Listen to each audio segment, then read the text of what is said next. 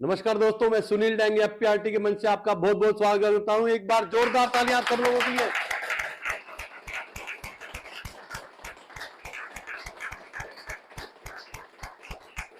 जोरदार तालियां एफपीआरटी के लिए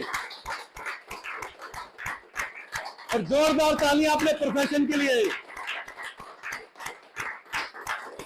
और जोरदार तालियां आज के स्पीकर अतुल जैन जी के लिए और जोरदार तालियां आप सब लोगों के लिए।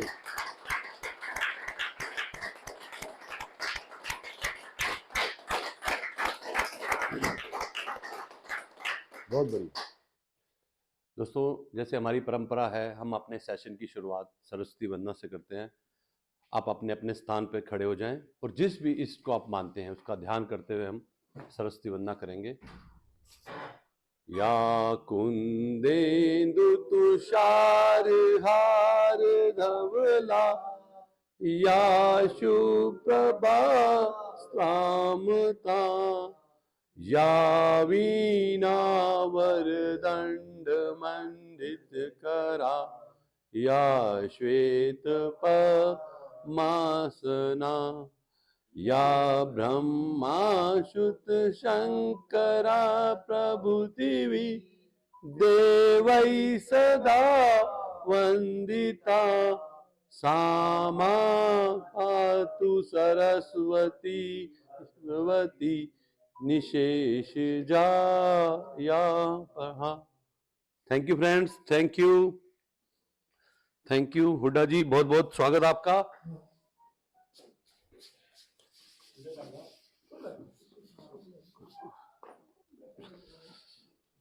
दोस्तों, उम्मीद करता हूं आपका पिछला हफ्ता बहुत बढ़िया गया होगा। किस किस लोगों का बहुत बढ़िया हफ्ता गया पिछला? अरे वाह वाह, हुड्डा जी का और बहुत बढ़िया। आइए आइए, बैठिए प्लीज। सेटल उधर ही सेटल हो जाइए कहीं। आगे यहां आ सकते हैं प्लीज। हाँ, हुड्डा जी ये उठाओ जी। तो दोस्तों, हम हुड्डा जी को आमंत्रित करेंगे अब शेयरिंग के लिए। हुड्डा जी आप प्लीज आगे आए। जोरदार तालियां बजती रहनी चाहिए।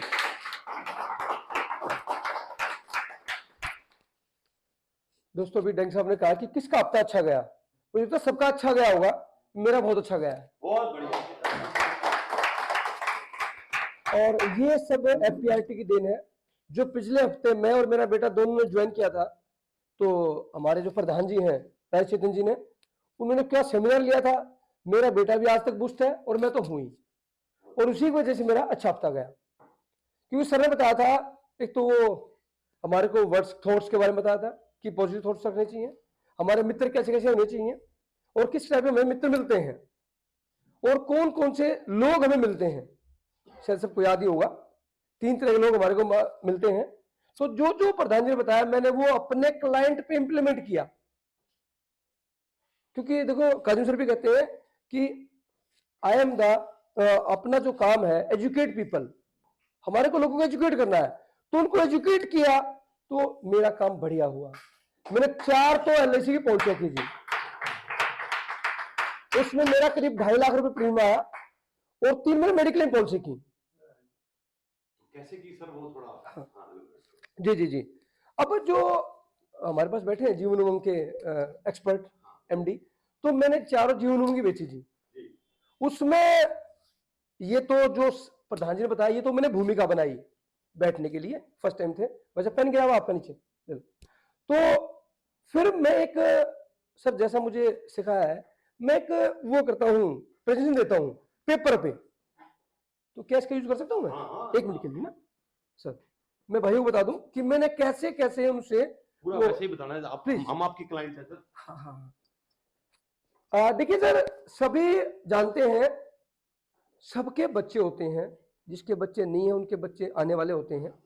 तो सभी की ये रहती है कि भाई मैं बच्चों के लिए कहीं ना कहीं सेविंग करूं। हम सब वी आर इंडियन, और हम भारतीय जो ना भावुक ज्यादा होते हैं। आप भी जाते हैं, कभी जाते हैं तो कहते हैं यार बस बच्चों का कर दो, नहीं तो कोई बात नहीं, बच्चों को ऐसा कर दो यार, इसका इनको बढ़िया हो जाए।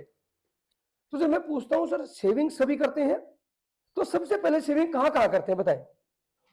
सबसे पहले सिंह धर्मेंद्र जी आप क्या करते हैं? म्यूचुअल फंड, ठीक है, ठीक है जी। उसके बाद सर आप क्या करते हैं? हम एफडी में एफडी में, ठीक है जी। प्रदीप जी आप क्या करते हैं? कुछ म्यूचुअल फंड, हाँ, और कुछ एलआईसी भी है। कुछ एलआईसी भी है, ठीक है जी। उसके अलावा पोस्ट ऑफिस भी होगा, ठीक है। कुछ घर में भी रखते होंगे, कुछ फाइनेंस का काम भी करते हैं, कुछ प्रॉपर्टी में भी लगाते होंगे, ठीक है सर। ठीक, मैं कहता हूं सर ठीक है, आपने एक एग्जांपल लेते हैं 2023, आप 1 लाख रुपए लगाते हैं एफडी में, म्यूचुअल फंड में एवरी ईयर, 1 लाख रुपए लगाते हैं एलआईसी में, ठीक है सर।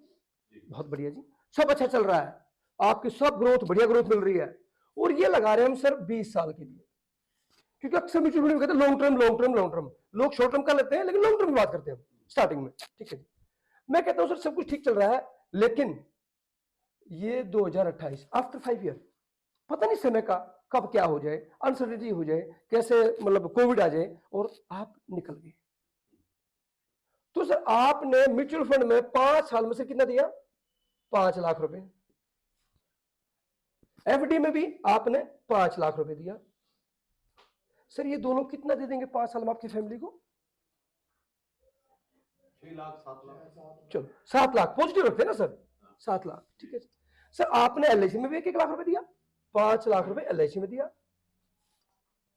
सर सबसे पहले जो लायबिलिटी 1 लाख रुपए की थी वो आपकी बंद हो जाएगी, नहीं देना पैसा आपको। 20 लाख रुपए इमीडिएट मिल जाएंगे फैमिली को, ठीक है जी। 2 लाख रुपए एवरी ईयर मिलेंगे जब तक ये पॉलिसी पूरी नहीं होगी। इट मीन 5 साल निकल गए तो हमें 15 साल 2 लाख रुपए मिलेंगे। सर उसके बाद आपके बच्चे का जो आपने सपना देखा था, मेरी बेटी मेरा बेटा जब 20 साल का होगा 22 साल का होगा तो मुझे पैसे मिलेंगे, तो वो भी मिलेंगे। 42 लाख रुपए यहां पर भी मिलेंगे। सर कौन सा बेहतर है बताएं, किस में लगाना चाहेंगे आप? म्यूचुअल फंड में फ्लेक्सिबिलिटी तो होती है वहां। सर बिल्कुल फ्लेक्सिबिलिटी सर, बिल्कुल कंपल्सरी हो जाएगा। यस। देखो सर एफपीआरटी ने हमें सिखाया है, जहां फ्लेक्सिबिलिटी है वहां पैसा रुकता ही नहीं, जहां अनुशासन नहीं है वहां कुछ होगा ही नहीं। बहुत बढ़िया। तो यहां अनुशासन है, फ्लेक्सिबिलिटी अनुशासन है सर, क्योंकि हमारा ड्रीम क्या था, मेरे बच्चे की एजुकेशन, मेरे बच्चे की मैरिज।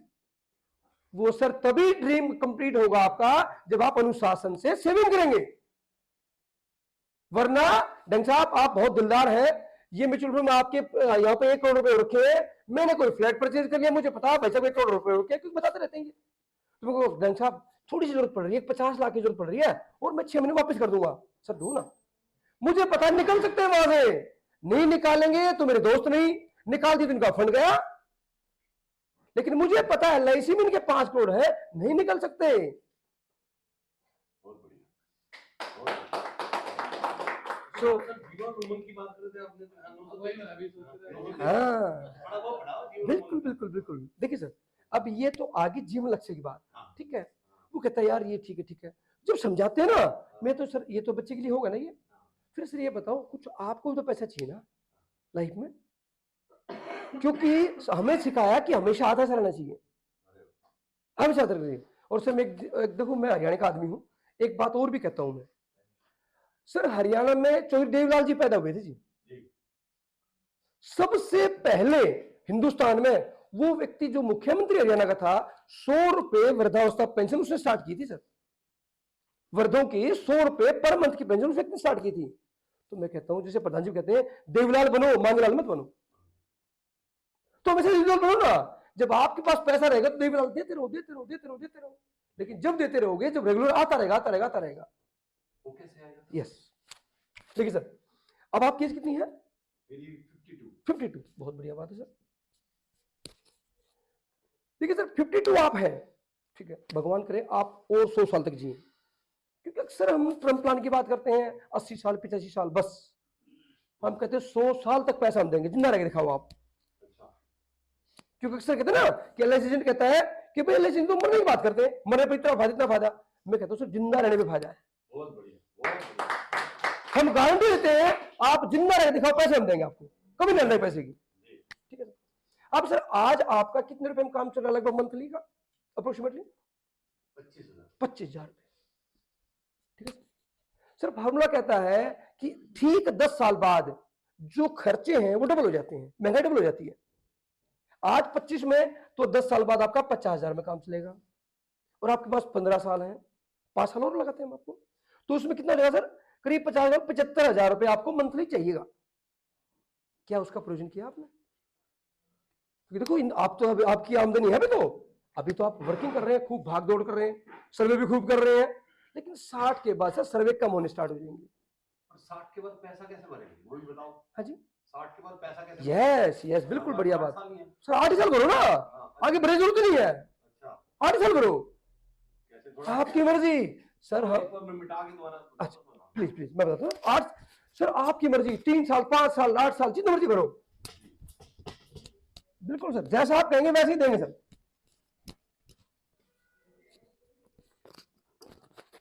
देखिए सर, आप कह रहे हैं 52 साल की हैं और आप 8 साल बाद 60 के हो जाएंगे, तो आपकी अर्निंग करेगी बंद हो जाएगी। ठीक है बिल्कुल। देखो सर हम कह रहे हैं 8 साल भरो आप पैसा, ठीक है। अभी थोड़ी देर पहले आपने कहा था आप म्यूचुअल फंड में, आप एफडी में, वहां भी पैसा लगाते हैं। एफडी में है ना, म्यूचुअल फंड एफडी में लगाते हैं आप। आपने एफडी करा रखी ना? एफडी करा रखी सर। वो एफडी आप इमीडिएट तो खत्म नहीं कर दोगे, बड़ी सेव रखोगे उनको, 5 साल चलेंगे सर। उसको फिर कराओगे उसको एफडी को दोबारा आप। मुझे पता है आप सेविंग किया तो हैबिट बहुत ज्यादा आपकी, आप खर्च करोगे उसको फिर कराओगे, तो जो एफडी है आपकी सर वो भी तो काम आएंगी ना। अब हम कहते हैं सर आपको हम देते हैं 15 साल का टर्म, मात्र 15 साल। आपके बचे सर 7 साल, जो कि हम आपको 7 साल देना शुरू करेंगे सर। 7 साल एफडी को चलाओ, 7 साल बाद हमारा चलाओ, और मैं कहता हूं जितना लंबा जिंदा रहेंगे सर उतने ज्यादा पैसे परिवार को दे के जाएंगे, ये हमारी गारंटी सर। अब 7 साल सर आपने एफडी चलाई, पैसे मत भरो हमारे वाले, आपने अर्निंग बंद पैसे बंद, एलआईसी मत भरो, एलआईसी फिर भी चलती रहेगी आपकी। जितना पैसा आपने सर 8 साल में दिया, जितना पैसा आपने मान लो 2 लाख रुपए साल का दिया, 16 लाख रुपए दिए सर, 16 लाख का 8%, ये सर आपको एवरी ईयर मिलना शुरू हो जाएगा, मत दो आगे पैसा। और ये 16 लाख भी बढ़ेंगे आपके एफडी तो वही रहेगी ना सर, ये भी बढ़ेंगे और ये भी मिलते रहेंगे सर। 16 लाख रुपए जो आपके हैं एवरी ईयर इसमें लगा लो कि 50,000 रुपए का इजाफा होता रहेगा। मतलब जैसे आपने अर्निंग स्टार्ट हुई आपका इजाफा स्टार्ट। आप जेब में भी लेते रहो, आप बैंक भी बढ़ाते रहो।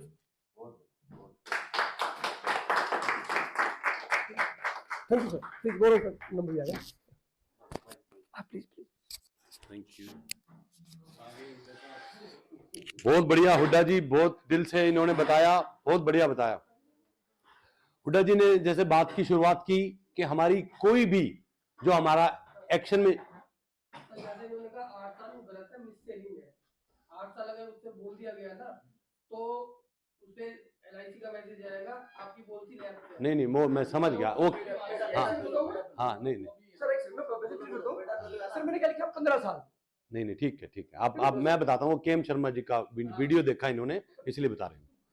मतलब इसमें क्या है, केएम शर्मा जी का भी एक वीडियो आया था कि जैसे अब हमारे को XYZ प्लेटफॉर्म पे बताया जाता है कि आप 3 साल उनको बोलो, अभी बहुत ऐसे मैसेज आते हैं आपको केवल 3 साल पैसा भरना है, केवल 3 साल, लेकिन पूरी बात वहां नहीं बताई जाती। हाँ उनको बोलना है कि ऑप्शन है 3 साल के बाद आपकी पॉलिसी पेड अप में जा चली जाएगी, अगर आपने नहीं भरना तो पॉलिसी लैप्स हो जाएगी, लेकिन उसके बेनिफिट रिड्यूस हो जाएंगे, खत्म नहीं होंगे। हमने पूरा इस तरीके से उसको प्रेजेंट करना है। हाँ इतना शेयरिंग में वो मैं इसमें एड ऑन करता, अभी आपकी बात रखने से पहले मैं इसको एड ऑन करता। मतलब अगर आप इस चीज को समझ गए या इसको और बताएं, समझ गए ना, क्योंकि एक ऑप्शन तो है ना एलआईसी में, ये पॉलिसी पेड अप में चली जाती है तो हम पूरा नहीं बताते, हम कई बार ये बोल देते हैं आपको 3 साल ही भरना है, वो गलत हो जाएगा, क्योंकि एलआईसी से मैसेज जाएगा आप पॉलिसी का प्रीमियम दे। 15 साल भरना है, आप 15 साल तक भर सकते हैं जी, 15 साल भरना है, बिल्कुल आप 8 साल पे छोड़ सकते हैं। बिल्कुल सर, बिल्कुल। हाँ।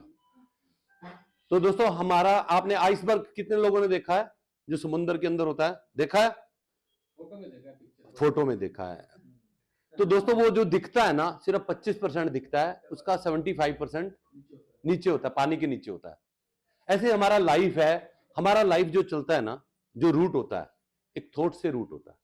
आपके अंदर कौन सी थॉट्स चलती हैं, वो थॉट्स आपके एक्शन में आती हैं और एक्शन से ही आपको रिजल्ट मिलता है। और ज्यादातर हम लोगों के अंदर ना एक जो म्यूजिक चलता है ना, म्यूजिक बोलता हूं मैं इसको, म्यूजिक क्या होता है? कईयों के अंदर खुशी का म्यूजिक होता है, कईयों के अंदर दरिद्रता का होता है, कईयों के अंदर होता है कि हम कहां फंस गए। एक चीज आप अपने जहन में आज उतार लो, हम जहां भी है ना, इसमें हमारी कोई मर्जी नहीं है, कोई मर्जी नहीं है।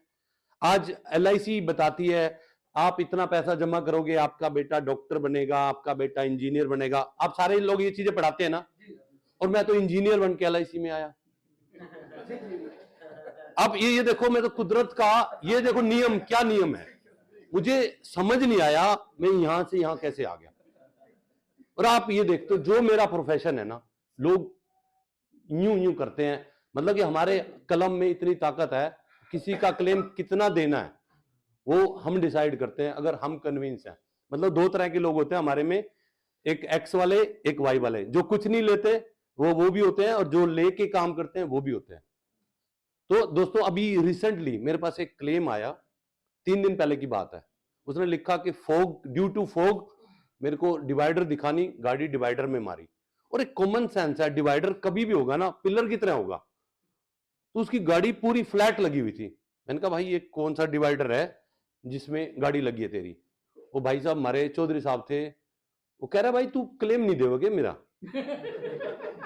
मैंने कहा जी मैंने तो कोई बात ही नहीं करी, क्लेम की तो कोई बात ही नहीं करी। मैं तो ये पूछ रहा हूं वो डिवाइडर आपने क्या सपोर्ट फोटो लिया था? तने के लागे मैं अपनी जान बचाऊं कि डिवाइडर देखूं? मतलब हाँ भाषा है। और तुरंत मैंने उसका नंबर फीड किया, मैंने उसकी DP देखी, और बंदा पढ़ा लिखा लग रहा था। और क्योंकि धनखड़ था तो एक्चुअली उसको नहीं पता मैं कौन हूं। हम, मेरा ग्राउंड भी वही है जहां से वो चला है। तो मैंने कहा जी आप इसका फोटोग्राफ इसका अरेंज कर दो।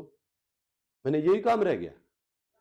मैंने कहा जी आप मुझे उसका लोकेशन दे दो साइट का, मैं जाके फोटो दिखाता हूं। तो जब तक तू क्लेम नहीं दे, मैं कहा नहीं जी ये क्लेम होल्ड है आपका, जब तक मैं सेटिस्फाई नहीं होऊंगा, मैं कंपनी को सेटिस्फाई नहीं कर सकता। आप मुझे सेटिस्फाई कर दो, मैं कंपनी को कर दूंगा। भाई तो तू बहुत गलत कर रहा है, तू मैंने जानता नहीं। फिर वो जानता नहीं की पे बात आ जाती है। मैंने कहा आपको मैं सिर्फ इतनी बात कर रहा हूं, क्योंकि गुस्सा जितना वो दिलवा रहा था ना, हमारे को एक है, हम गलत नहीं बोलते। मेरे को एक चीज है, हमेशा मैं नोट करके रखता हूं चीज कि सामने वाला मेरी रिकॉर्डिंग कर रहा होगा, चाहे वो करे या ना करे, मुझे उस बदतमीजी पे कभी नहीं उतरता। मैं कह रहा हूं कभी भी, ये आपके लिए भी एक सीख है, आप किसी से भी बात करो, क्योंकि हर आदमी ना अपनी अपनी ईमानदारी देखनी है ना, वहां देखो जहां आपको कोई नहीं देख रहा, वहां कितने ईमानदार हुआ। क्योंकि आपको जिस दिन लगता है ना परमात्मा हर जगह है, परमात्मा आपको देख रहा है, आप बेईमानी नहीं कर पाओगे। मैं बता रहा हूं 2018 के बाद मैंने अपने आप को ना भगवान को समर्पित कर दिया। और भगवान को आप कब समर्पित कर पाते हो? जब आप पूरे ईमानदार होते हो। आप ईमानदारी एक तो दुनिया की नजरों में होती है, एक आपकी अपनी नजरों में भी होती है, आप कितने ईमानदार हैं। क्योंकि बेईमानी करने का मौका सबको मिलता है, हर जगह मिलता है, आप कितने डोलते हो अपनी चीजों से वो आपको चेक करना होता है। तो दोस्तों मैंने उसको कहा, मैंने कहा ये गाड़ी होल्ड है, मेरे पास तो गाड़ी नहीं है, मैं कैसे जाऊंगा साइट में? मैंने कहा मुझे बता, मैं तेरे को ले जाता हूं, हम दोनों भाई चलेंगे, वहां मेरे को साइट दिखा। तो मतलब तू क्लेम नहीं दे। मैं कहा ऐसे होगा नहीं है। हाँ एक ही बात भाई साहब, इतने मैं गाड़ी खुलवा रहा था, सब चीजें देख रहा था, क्योंकि एक सर्वेयर की जो नजर है ना, 1998 की बात है। तो मैं किसी DM के पास बैठा था, उसने कहा वहां क्या हुआ? मैंने कहा जी पता नहीं, मैंने तो ध्यान नहीं। कहता तुम कैसे सर्वेयर हो? मैंने कहा जी इसमें सर्वेयर का क्या ताल्लुक, तुम मेरे से कोई बात XYZ पूछ रहे हो? कहते सर्वेयर उड़ती चिड़िया के पर गिन लेते हैं। तब उसने मेरे को जहन में उतारा। और मेरे जो बॉस ने मेरे को सिखाया था ना, मतलब विजुअलाइजेशन का मतलब हमें नहीं पता होता था क्या होता है। उसने बताया कि कोई भी एक्सीडेंट हो रहा है, कोई भी तुम्हें प्रेजेंट कर रहा है कोई चीज, तुम्हें विजुअलाइज करना है, क्या ऐसा हो सकता है, ऐसे गाड़ी आई होगी, ऐसे लगेगी, ऐसे हो सकता है, इधर लग सकती है, उधर लग सकती है। तो वो विजुलाइज करना 1998 से सिखाया, हमें चीजें पता नहीं थी ये होती क्या है, तो सिखाया गया मेरे पास 3-4 साल पहले। और जब आप ईमानदार होते हो ना, स्ट्रोंग होते हो, बहुत स्ट्रोंग, मैं बता रहा हूं कई एपिसोड है मेरे पास। 2000 में प्री इंस्पेक्शन का दौर शुरू हुआ, इतना काम हमारे पास आया, इतना काम, मतलब कि कोई भी सर्वेयर जब तक इंस्पेक्शन नहीं करेगा ना, तब तक आपकी गाड़ी इंश्योरेंस नहीं होगी। तो ऐसे मैंने गाड़ी का इंस्पेक्शन किया और मेरे पास फोन आया बड़े ऑफिस से ओरिएंटल के, मिस्टर टैंग आपने ये गाड़ी देखी थी? मैंने कहा हाँ सर। इसका इंस्पेक्शन आपने खुद किया है? मैंने कहा हाँ सर। आपको पता है इसका एक्सीडेंट हो गया है? मतलब 2 घंटे बाद की बात। मैंने कहा हो गया तो कोई बात नहीं सर, मैंने तो जब इंस्पेक्शन करी थी, मेरे पास फोटोग्राफ है, सब कुछ है। मतलब वो भी चेक करते हैं आपका कॉन्फिडेंस। ये 2000 की बात। और उसके बाद कोई भी फाइल ऐसी होती कि सुनील डैंग की फाइल है तो इसमें गलत नहीं हो सकता, आगे बढ़े। हाँ दोस्तों, ईमानदारी से हमारे को जो फीस मिलती है ना, 750 रुपये मिलती है एक केस के लिए, 750 रुपये। और मैं बता रहा हूं, आज तक कोई ऐसा टाइम नहीं आया कि मुझे मुंह खोलने से पहले कोई चीज ना मिली हो। ईमानदारी में इतनी ताकत है, इतनी ताकत है कि बेईमानी से कितना पैसा कमा लो आपको पूरा नहीं पड़ेगा कभी भी। दोस्तों हम बात कर रहे थे तो मैंने उसका काम होल्ड कर दिया, क्योंकि मेरे को किस बात का डर है, कंपनी ने पैसे देने हैं। अगर वो ज्यादा वो करता, ऐसे 3-4 लोग मेरे को अड़ जाते हैं, मेरे को एक लाइन लिख के देनी होती है, मेरे को यहाँ डाउट है, इसका इन्वेस्टिगेशन करा दो। फर्दर इन्वेस्टिगेशन में दूसरा सर्वेयर लग जाता है। और मैंने कंपनी को बोल रखा है कहीं भी कुछ हो, कंपनी के लोग भी आजकल साथ हैं आपके, उसको पता है ना ये बंदा सही है, गलत नहीं करता। मैंने कहा सर मेरे को ये डाउट है, और मैंने पूरी तैयारी कर ली थी उसका इन्वेस्टिगेशन कराने की। 15 मिनट में उसका फोटो आ गया सपोर्ट का, और सपोर्ट का फोटो देखा मैंने, वो पिलर भी इस टाइप का गोल मोल जैसे शिवलिंग टाइप ना, पूरा लगा हुआ वैसे था। मैंने कहा भाई अब कन्वीन से तेरा काम शुरू करा रहा हूँ। कह रहा ईब के हो गया। मैंने कहा ईब के हो गया? मैंने कहा तुझे क्या लग रहा है मैं तेरे से डर गया क्या? तो ये जो आया तूने साइट का फोटो भेजा, नाउ आई एम कन्विंस कि ठीक है ये। तो हाँ, करते करते मैंने उससे पूछा, मैंने कहा जी आप काम क्या करते हो? तेरे मेरे काम तक ही लेने देना। मतलब मैं आपको हर बारीकी बता रहा हूं, हम आप लोगों की आंखें पढ़ते हैं, आपकी बातें पढ़ते हैं कि बंदा काम क्या करता है, क्या ये गलत काम कर सकता है, नहीं कर सकता, उसी बेस पे आपके क्लेम सेटल होते हैं, कोई कुछ नहीं। और उस बंदे का 2.5 से 3 लाख का नुकसान था। मैंने कहा एक बात बता, तूने प्रीमियम 15,000 दिया, अब 15,000 के बदले में अगर हमें 3 लाख देने हैं तो हम क्या आपसे बात भी नहीं पूछेंगे कि कैसे एक्सीडेंट हुआ या किसको मारा? मैंने कहा अभी तो हम तेरे से थर्ड पार्टी का एफिडेविट भी लेंगे, कल को कोई किसी को मार के आ गया, तो कोई मरा हुआ मिल गया तो ये पैसा भी वसूल करेंगे, मैं तो कोई नहीं दूं। मैंने कहा नहीं दे तो क्लेम का मैं अभी लिख देता हूं नो कैशलेस, बोल वो क्या करना है। तो कह रहा है जी आप मत छेड़ो इसको, हम समझा लेंगे, ये जाट इस तरीके से काबू नहीं आते, ऐसे काबू आते हैं, उनको तो रोज का काम है ना उनका। तो थोड़ी थोड़ी बात करते करते मेरी बात में भी कुछ ना कुछ हरियाणवी तो निकल ही आती है। कह रहा भाई तू कितका? मैंने कहा यहाँ का। कह रहा तू मेरी बुआ प्यार रखी है। मैंने कहा तू रिश्तेदारी निकालने लग गया भाई। तो भाई साहब करते करते वो क्लेम सेटल हो गया। इसलिए मैं बता रहा हूं, मैं किसी से क्यों नहीं डरता, मैं हमेशा अपने साथ परमात्मा को रखता हूं, हमेशा अपने साथ परमात्मा को रखता हूं।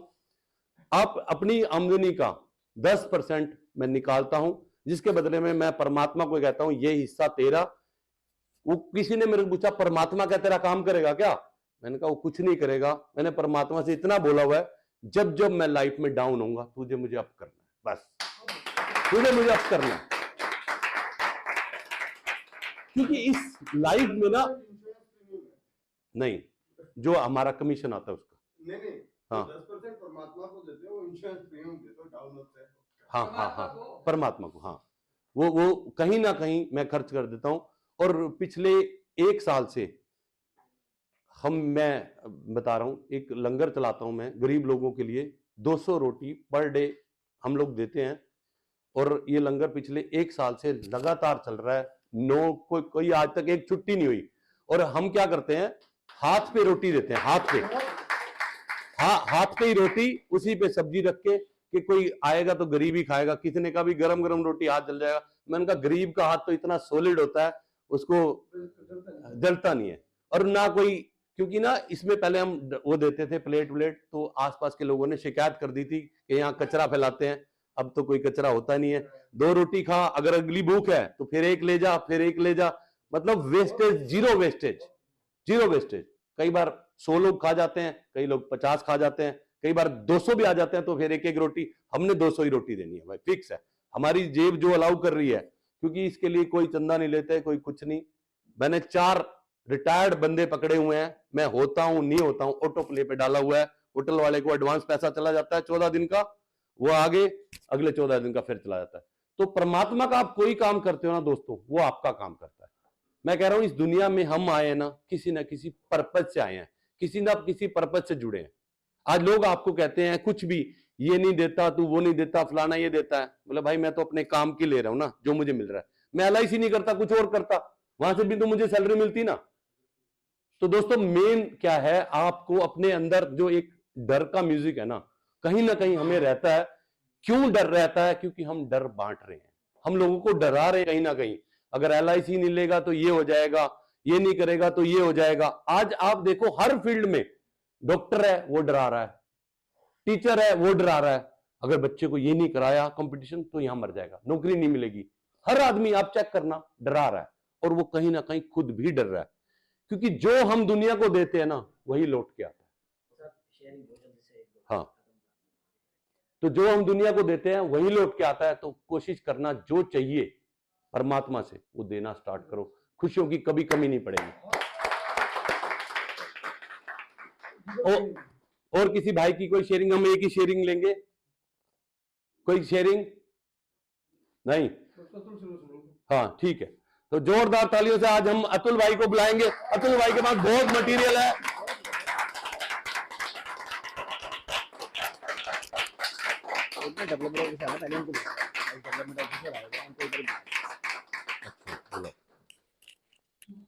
हमारे बीच डेवलपमेंट ऑफिसर कौन है? आइए सर, प्लीज आप आगे आइए सर।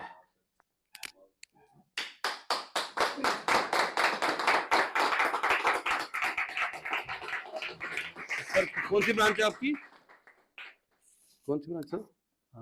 नाम Rajendra Kumar Meena, branch 120 Connaught place. अरे वाह, बैच तालियां सबके लिए। मैं 2010 से यहाँ पर डेवलपमेंट अफसर हूँ और 40 लोगों की मेरी टीम है। बहुत बढ़िया, बहुत बढ़िया। तो कोई शेयरिंग आप करना चाहें? शेयरिंग तो सर ऐसा है, आप जितना मेरी उम्र नहीं है उतने एक्सपीरियंस के यहाँ लोग हैं, तो ज़्यादा शेयर तो मैं नहीं कर पाऊंगा, लेकिन 100 बात की एक बात है कि यहाँ पर जो हम सीख रहे हैं उसको इम्प्लीमेंट करें, और हरकत में बरकत है। बहुत बढ़िया, बहुत बढ़िया।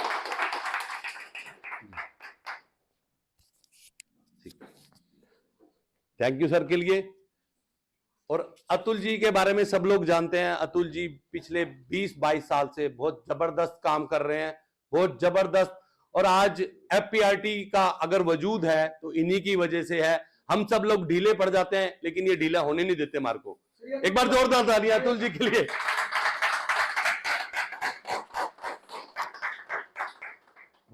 पिछली बार बताई थी प्रधान जी ने 40, हनुमान 40, दुर्गा 40, ये मेरा तुम 40 है। Good morning friends. Good morning. बहुत अच्छा लगा आज एनर्जी देख करके, इतने सारे लोग आए हैं। मैं मतलब जो कल मेरे पास मैसेजेस आ रहे थे उसमें कुछ ऐसी थी कि भाई इसकी तबीयत खराब है, उसकी तबीयत खराब है, तो थोड़ा सा ये लग रहा था कि यार हम इतनी कोशिश करते हैं, हर बार कुछ नया करने की कोशिश करते हैं और लोग हमारे को सपोर्ट नहीं करते। बट आज की जो ये आप लोगों की स्ट्रेंथ देख करके ना मुझे बहुत खुशी हुई। एक बार हम सबके लिए बहुत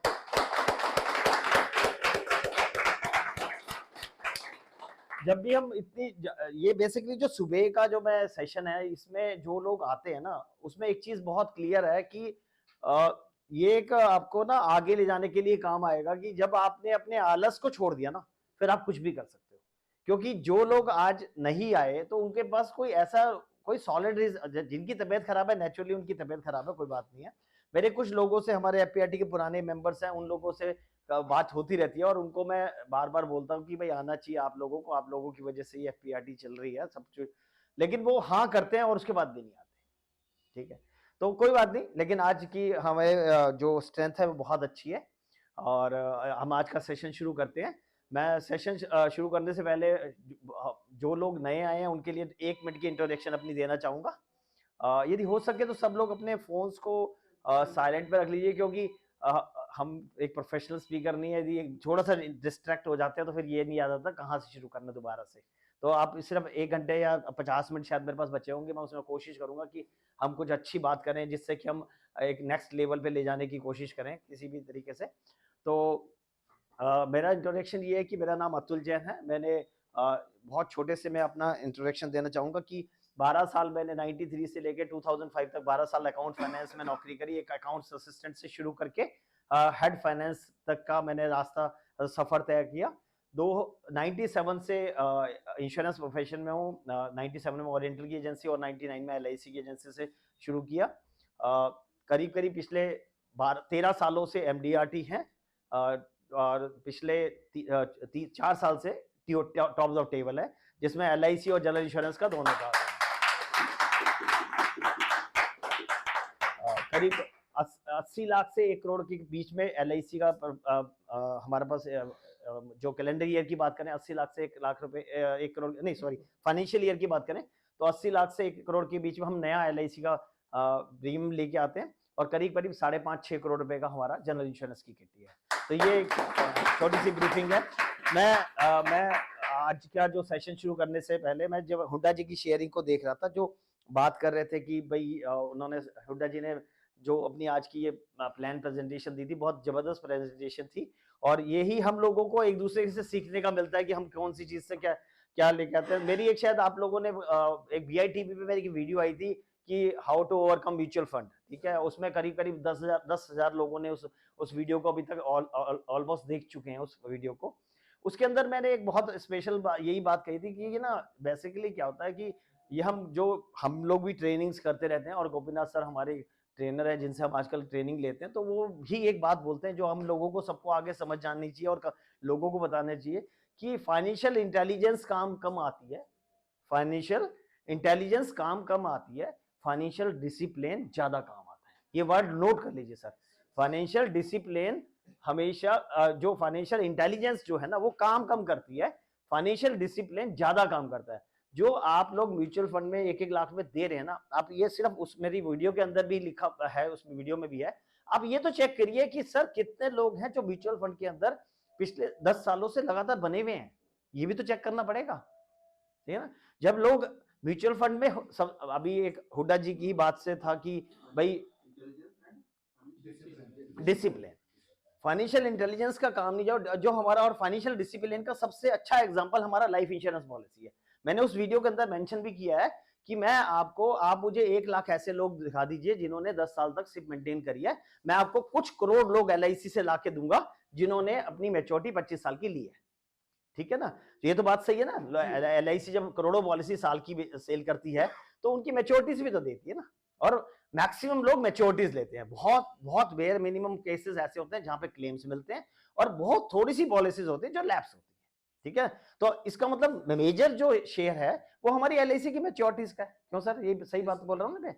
तो जब हमारे पास मैच्योरिटीज ज्यादा आती है, मैच्योरिटीज ज्यादा, तो ये डिसिप्लिन का खेल है सिर्फ।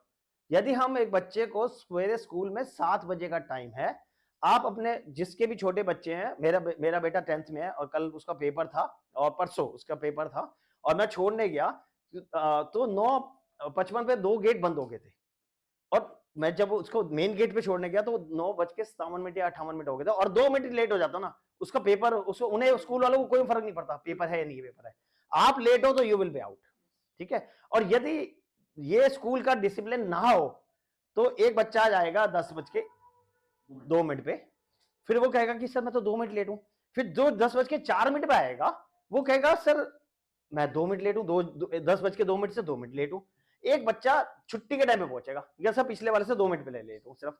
तो ये फाइनेंशियल, ये अपना एक डिसिप्लिन है स्कूल का कि जिन्होंने आपको स्कूल के अंदर एंट्री नहीं देंगे, ठीक है। तो मैं हमेशा अपनी उसमें मेरे अपने क्लाइंट के साथ प्रेजेंटेशन होती है उसमें यही कहता हूँ, जो बुड्ढा जी ने बताया ना सर, आप सब जगह पे आप देखना, आप FD भी मेंटेन नहीं कर सकते हर साल, आप इवन आप लोग एग्जांपल दे सकते हो, PPF लोग बहुत प्रेफर करते हैं, बहुत लोग जो है PPF को बहुत वेटेज देते हैं, कि बहुत सारे ऐसे लोग हैं जो 1 तारीख से 10 तारीख 1 अप्रैल से 10 अप्रैल के बीच में अपना PPF का पैसा जमा कर देते हैं, बहुत सारे लोग हैं, ठीक है। लेकिन यदि आप PPF का डाटा निकालेंगे ना, तब आपको निकल के आएगा कि वहां पे भी 70% लोगों ने डिसिप्लिन को मेंटेन नहीं किया, 70% लोगों ने। ठीक है ना सर, जब आपको ये प्रैक्टिकल लाइफ में लानी पड़ेगी, आप जो चीज आप समझोगे ना वही आपके, यदि हम अपनी बातों को, हमें क्लाइंट के साथ बैठ के ना क्लाइंट के साथ सिंक होना है, उसकी बातों को ये नहीं कहना कि सर आप गलत बोल रहे हो, नहीं सर आप वो बिल्कुल सही बोल रहे हैं, जो क्लाइंट बोल रहा है ना उससे अच्छा कुछ नहीं होता। ठीक है, उसकी बात में हाँ मिलाते मिलाते अपनी बात पर, यदि हमने क्लाइंट को उसको कह देना सर ये तो आपने ये तो आपने गलत कर, क्योंकि क्लाइंट ये कभी सुनने को तैयार नहीं है कि उसने जो किया वो गलत किया। हमें उसको अप्रिशिएट करना है, सर हाँ आपने ये प्रॉपर्टी ली, वेरी गुड सर, एक्सेलेंट, बहुत अच्छा सर, हर आदमी का सपना होता है एक प्रॉपर्टी होना चाहिए, प्रॉपर्टी लेनी चाहिए, बिल्कुल ठीक है, आपने बहुत अच्छा किया सर, प्रॉपर्टी ली, लेकिन सर सेमिट, फिर हमें अपनी बात को लेके आनी है, सर हमें गारंटेड पैसिव इनकम बनानी है, क्योंकि आपको यदि आज आप कमा रहे हैं तो ऐसे चल रहा है, जब आप नहीं कमाएंगे, अब रेंट नहीं मिला बाय चांस, यदि बाय चांस कोविड का एग्जांपल है ना, देखो सेल्स के लोगों के लिए सबसे अच्छी बात क्या, हम लोगों के लिए क्या है कि हमने कोविड भी देखा है, ठीक है ना, कि कोविड, क्योंकि इससे पहले शायद कोई जनरेशन ऐसी नहीं होगी जिनको ये, हमारी जिंदगी में पहली बार हुआ ना कि हम 2-2 3-3 महीने तक घर से बाहर नहीं निकले। हमने सोचा था कभी जिंदगी में, किसी ने सोचा था 20 मार्च 2020 से पहले किसी ने सोचा था कि ऐसा दिन आ जाएगा कि हम घर से बाहर नहीं निकल पाएंगे? सोचा था किसी ने? आप लोग इंटरेक्ट करो, क्योंकि हम लोग इंटरेक्शन में नहीं, क्योंकि इंटरेक्शन करते रहेंगे तो ये लगेगा सो नहीं रहा कोई, क्योंकि भाई साहब सवेरे जल्दी आने के बाद ये भी तो होता है कि ये भी तो, हाँ इस चीज की भी तो जिम्मेवारी मेरी है कि आप लोगों को सोने नहीं देना। हाँ देखो मेरी जिम्मेवारी बहुत होती है सर, जो स्पीकर बेसिकली जो स्पीकर होता है ना उसकी जिम्मेवारी थोड़ी सी बढ़ जाती है, ये भी चेक करना कि भाई साहब कोई सो तो नहीं रहा। ठीक है, तो ये बेसिकली मेरा जो कंसर्न है सिर्फ ये है कि हमें क्लाइंट के साथ सिंक होते हुए बात करनी है, और जब हम क्लाइंट को ना एक तरीके से बोलते हैं ना कि भाई सर ये ऐसे है, जब आप उसको तरीके से समझाओगे तो यदि आप उसके 4 चीजें गलत करके बताओगे ना तो फिर वो आपको गलत ठहरा देगा। उस एप्रिसिएशन हमारे को हर जगह पे सिखाया जाता है, हर जगह पे है जी। हाँ, एप्रिसिएशन के अंदर बड़ी ताकत है, एप्रिसिएशन तो करने ही पड़ेगा।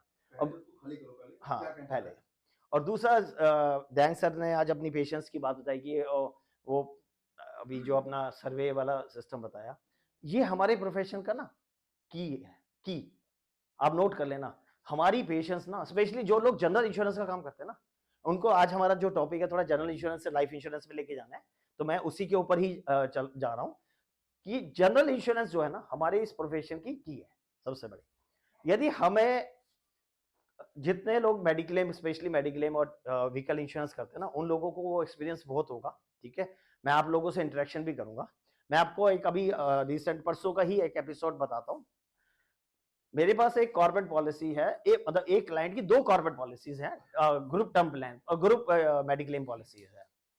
उसमें एक क्लेम परसों आया हमारे पास, उस क्लाइंट का फोन आया 3 बजे दोपहर में, ठीक है 3 बजे, कि मैं डिस्चार्ज हो रहा हूँ, और वो एडमिट हुआ था 2 दिन पहले, और उसने 2 दिन पहले से, मतलब 16 तारीख को एडमिट हुआ था, 18 तारीख को 3 बजे वो मेरे जो ऑफिस में मेरी जो हेल्थ मैनेजर है उसको फोन करता है कि मैं डिस्चार्ज हो रहा हूँ।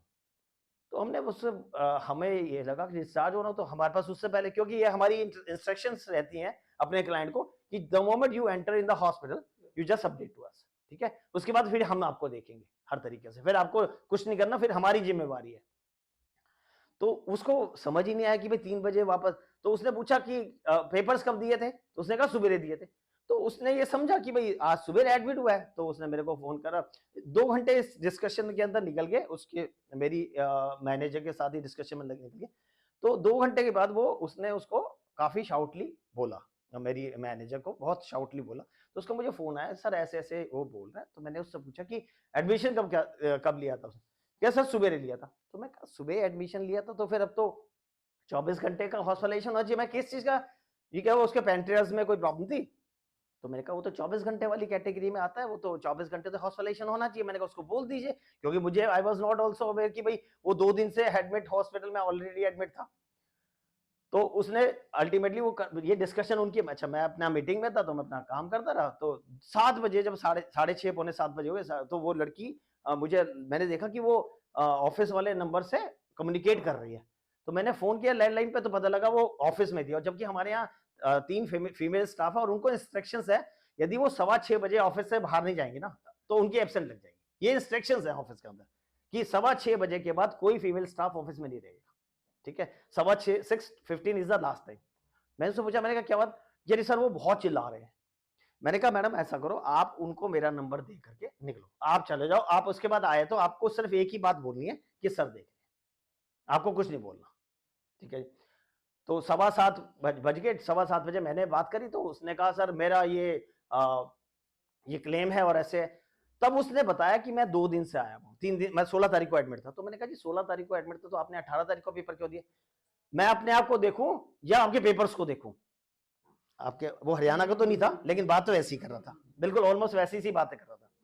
तो मेरे से कहने लगा आप लोगों का काम करने का तरीका नहीं है, आप काम पकड़ लेते हैं। मतलब वो जो उसने जिस लेवल पे बात करनी शुरू करी, वो लेवल अब हमें सुनने की भी आदत नहीं है, लेकिन उसके बावजूद भी हमने कहा यार जब आदमी परेशान है ना, कोई बात नहीं, उसको संभालते हैं। उसके बाद कुछ इंश्योरेंस कंपनी ने भी बहुत कलाकारी वाला काम करा कि वैसे कॉर्पोरेट पॉलिसीज होती है उसमें डे 1 पे सब कुछ कवर होता है, ठीक है। प्री एग्जिस्टिंग है, पहले का है, बाद का है, सब कुछ कवर होता है। प्री उसमें कोई प्रॉब्लम है जी, हाँ, प्री एग्जिस्टिंग डिजीज भी कवर होता है। तो अल्टीमेटली जब मैंने उनसे बात करा तो एक जो टीपीए था ना उनका, वैसे तो वो प्राइवेट कंपनी थी और हम लोग उसमें काफी अच्छा काम करते हैं, और उसका जो टीपीए था एफएचबीएल था, फैमिली हेल्थ प्लान। तो उसके बाद उसने कहा कि उसने ना इसकी इन्वेस्टिगेशन लगा दी, इस केस में ना इन्वेस्टिगेशन लगा दी, क्योंकि पेंट्रियस में के 2, मुझे फिर डॉक्टर से बात करने के बाद पता लगा कि पेंट्रियस के 2 ही रीजन होते हैं, या तो किडनी स्टोन होता है, ठीक है, या ड्रिंक्स होती है, ठीक है। तो उनको ये डाउट रहा कि भाई कहीं ये अल्कोहलिक केस तो नहीं है, इसलिए उन्होंने इन्वेस्टिगेशन लगा ली। तो मैंने कहा यार इन्वेस्टिगेशन लगा ली तो ये तो इन्वेस्टिगेशन भी हमने, क्योंकि इतने सालों के काम करते करते ये भी पता है कि इन्वेस्टिगेशन भी 2-3 घंटे में हो जाती है, जिस केस में कुछ होना होता है तो 2-3 घंटे में काम हो जाता है। जो भी होता है बंदा जाके देख के आता है, आईपीडी पेपर चेक करता है और उसके बाद कहता है सर ओके है, मतलब उसमें कोई प्रॉब्लम नहीं है। ये बात करते करते 8:30 बज गए, और 8:30 बजे वो बंदा हमारे साथ, मैं और वो दोनों, हम दोनों आपस में बातचीत कर रहे हैं और मैं आगे साथ में इंश्योरेंस कंपनी से बात कर रहा हूँ। अल्टीमेटली जो हमारे को इंश्योरेंस कंपनी में जो हमारा कॉर्पोरेट्स देखता है, उस बंदे ने हाथ खड़े कर दिए कि सर मैं आपको ये गारंटी नहीं दे सकता, क्योंकि ऑलरेडी टीपीए ने इसकी इन्वेस्टिगेशन लगा दिया, हम टीपीए से ऊपर नहीं जा सकते। तो मैंने बड़ा सरप्राइज फील करा, मैंने कहा यार आप लोग टीपीए से ऊपर नहीं जा सकते, जब इंश्योरेंस कंपनी ने, जब क्लाइंट ने एक इंश्योरेंस लिया हमारे से लिया और हमने एक कंपनी से लिया, तो हमने तो ट्रस्ट कंपनी के ऊपर करा ना। अब कंपनी के लोग यदि उस टीपीए को अपनी डिसीजंस नहीं दे सकते, तो फिर ऐसी कंपनी से तो काम ही नहीं कर पाएंगे हम लोग, कैसे काम करेंगे? तो वो बंदा बेचारा कह रहा सर बात आपकी बिल्कुल सही है, लेकिन हम कुछ कर नहीं पा रहे। अल्टीमेटली 8:45 बज गए और वो कुछ होता नहीं दिख रहा था, और क्लाइंट बिल्कुल तसल्ली से, वो पूरा हरियाणवी हो चुका था ठीक है, पूरा हरियाणवी हो चुका था, ठीक है। और उसने, तो मैंने फिर ना बेसिकली जब आप काम करते हो ना, मैं इस चीज में भी आना चाहता हूँ, आप लोगों को, सब लोगों को बताना चाहता हूँ, जब आप काम करते हो ना, काम को पहली चीज तो ये कि आपको अपने काम पता होना चाहिए करना क्या चीज है, ठीक है। तो मैंने फिर अल्टीमेटली लास्ट में 8:45 बजे क्लेम हेड को फोन किया, क्योंकि जब आप काम करते हो तो आपको सभी जानते हैं। अभी ऑस्ट्रेलिया में हम लोग इकट्ठे ही थे 7-8 दिन, वो जो कंपनी से क्लेम हेड थे वो हमारे साथ ही थे। मैंने उनको फोन किया, तो अब यार जो बड़ा आदमी होता है ना, वो सीनियर होता है, उसको मतलब या तो फोन आते रहते होंगे तो उसको मतलब लग रहा है कि वो बड़ा रूटीन में। तो मैंने उसको मैसेज किया, सर चलो आप मुझे डिटेल शेयर करो, मैं करता हूँ, देखता हूँ। मैंने 15-20 मिनट बाद, सर वो मैंने दे दिया ना आगे, मैं बताता हूँ। अब मेरे को तो 1-1 मिनट संभालना मुश्किल हो रहा है, वो बंदा तो भाई, और उसकी भी हाँ उसकी भी गलती नहीं है कि यार 3-3:30 बजे से डिस्चार्ज, उसकी गलती सिर्फ इतनी है कि वो 2 दिन पहले बता देता। ये सारा प्रोसेस हमारे यहाँ तो मैक्सिमम काम ऐसे ही होता है कि हमें पता ही नहीं लगता। मेरे ऑफिस के अंदर यदि 100 क्लेम आते हैं तो 99 क्लेम्स में ना मेरा इन्वॉल्वमेंट ही नहीं होता, मेरा इन्वॉल्वमेंट होता ही नहीं है किसी तरीके से भी, क्योंकि वो टीम अपने आप हैंडल कर लेती है आराम से, ठीक है। तो मैंने 20 मिनट बाद, 25 मिनट कह रहा, फिर मैंने उसको फिर 10 मिनट बाद करा, तो उसको लगा यार ये क्या, कह रहा अतुल जी मैं बोल रहा हूँ ना आपको, मैं बताऊंगा। मैं कहा सर बताने का टाइम निकल रहा है, अब बता नहीं पाएंगे अपन किसी को, क्योंकि वो बंदा, मैंने कहा सर आप समझने की कोशिश करो, मैं आपको मैंने कहा हमारी इतनी पुरानी एसोसिएशन के बावजूद मैं यदि आपको आज फोन कर रहा हूँ ना, तो आप ये भी मेरी सेंसिटिविटी समझिए ना, किस लेवल पे मैं बात कर रहा हूँ।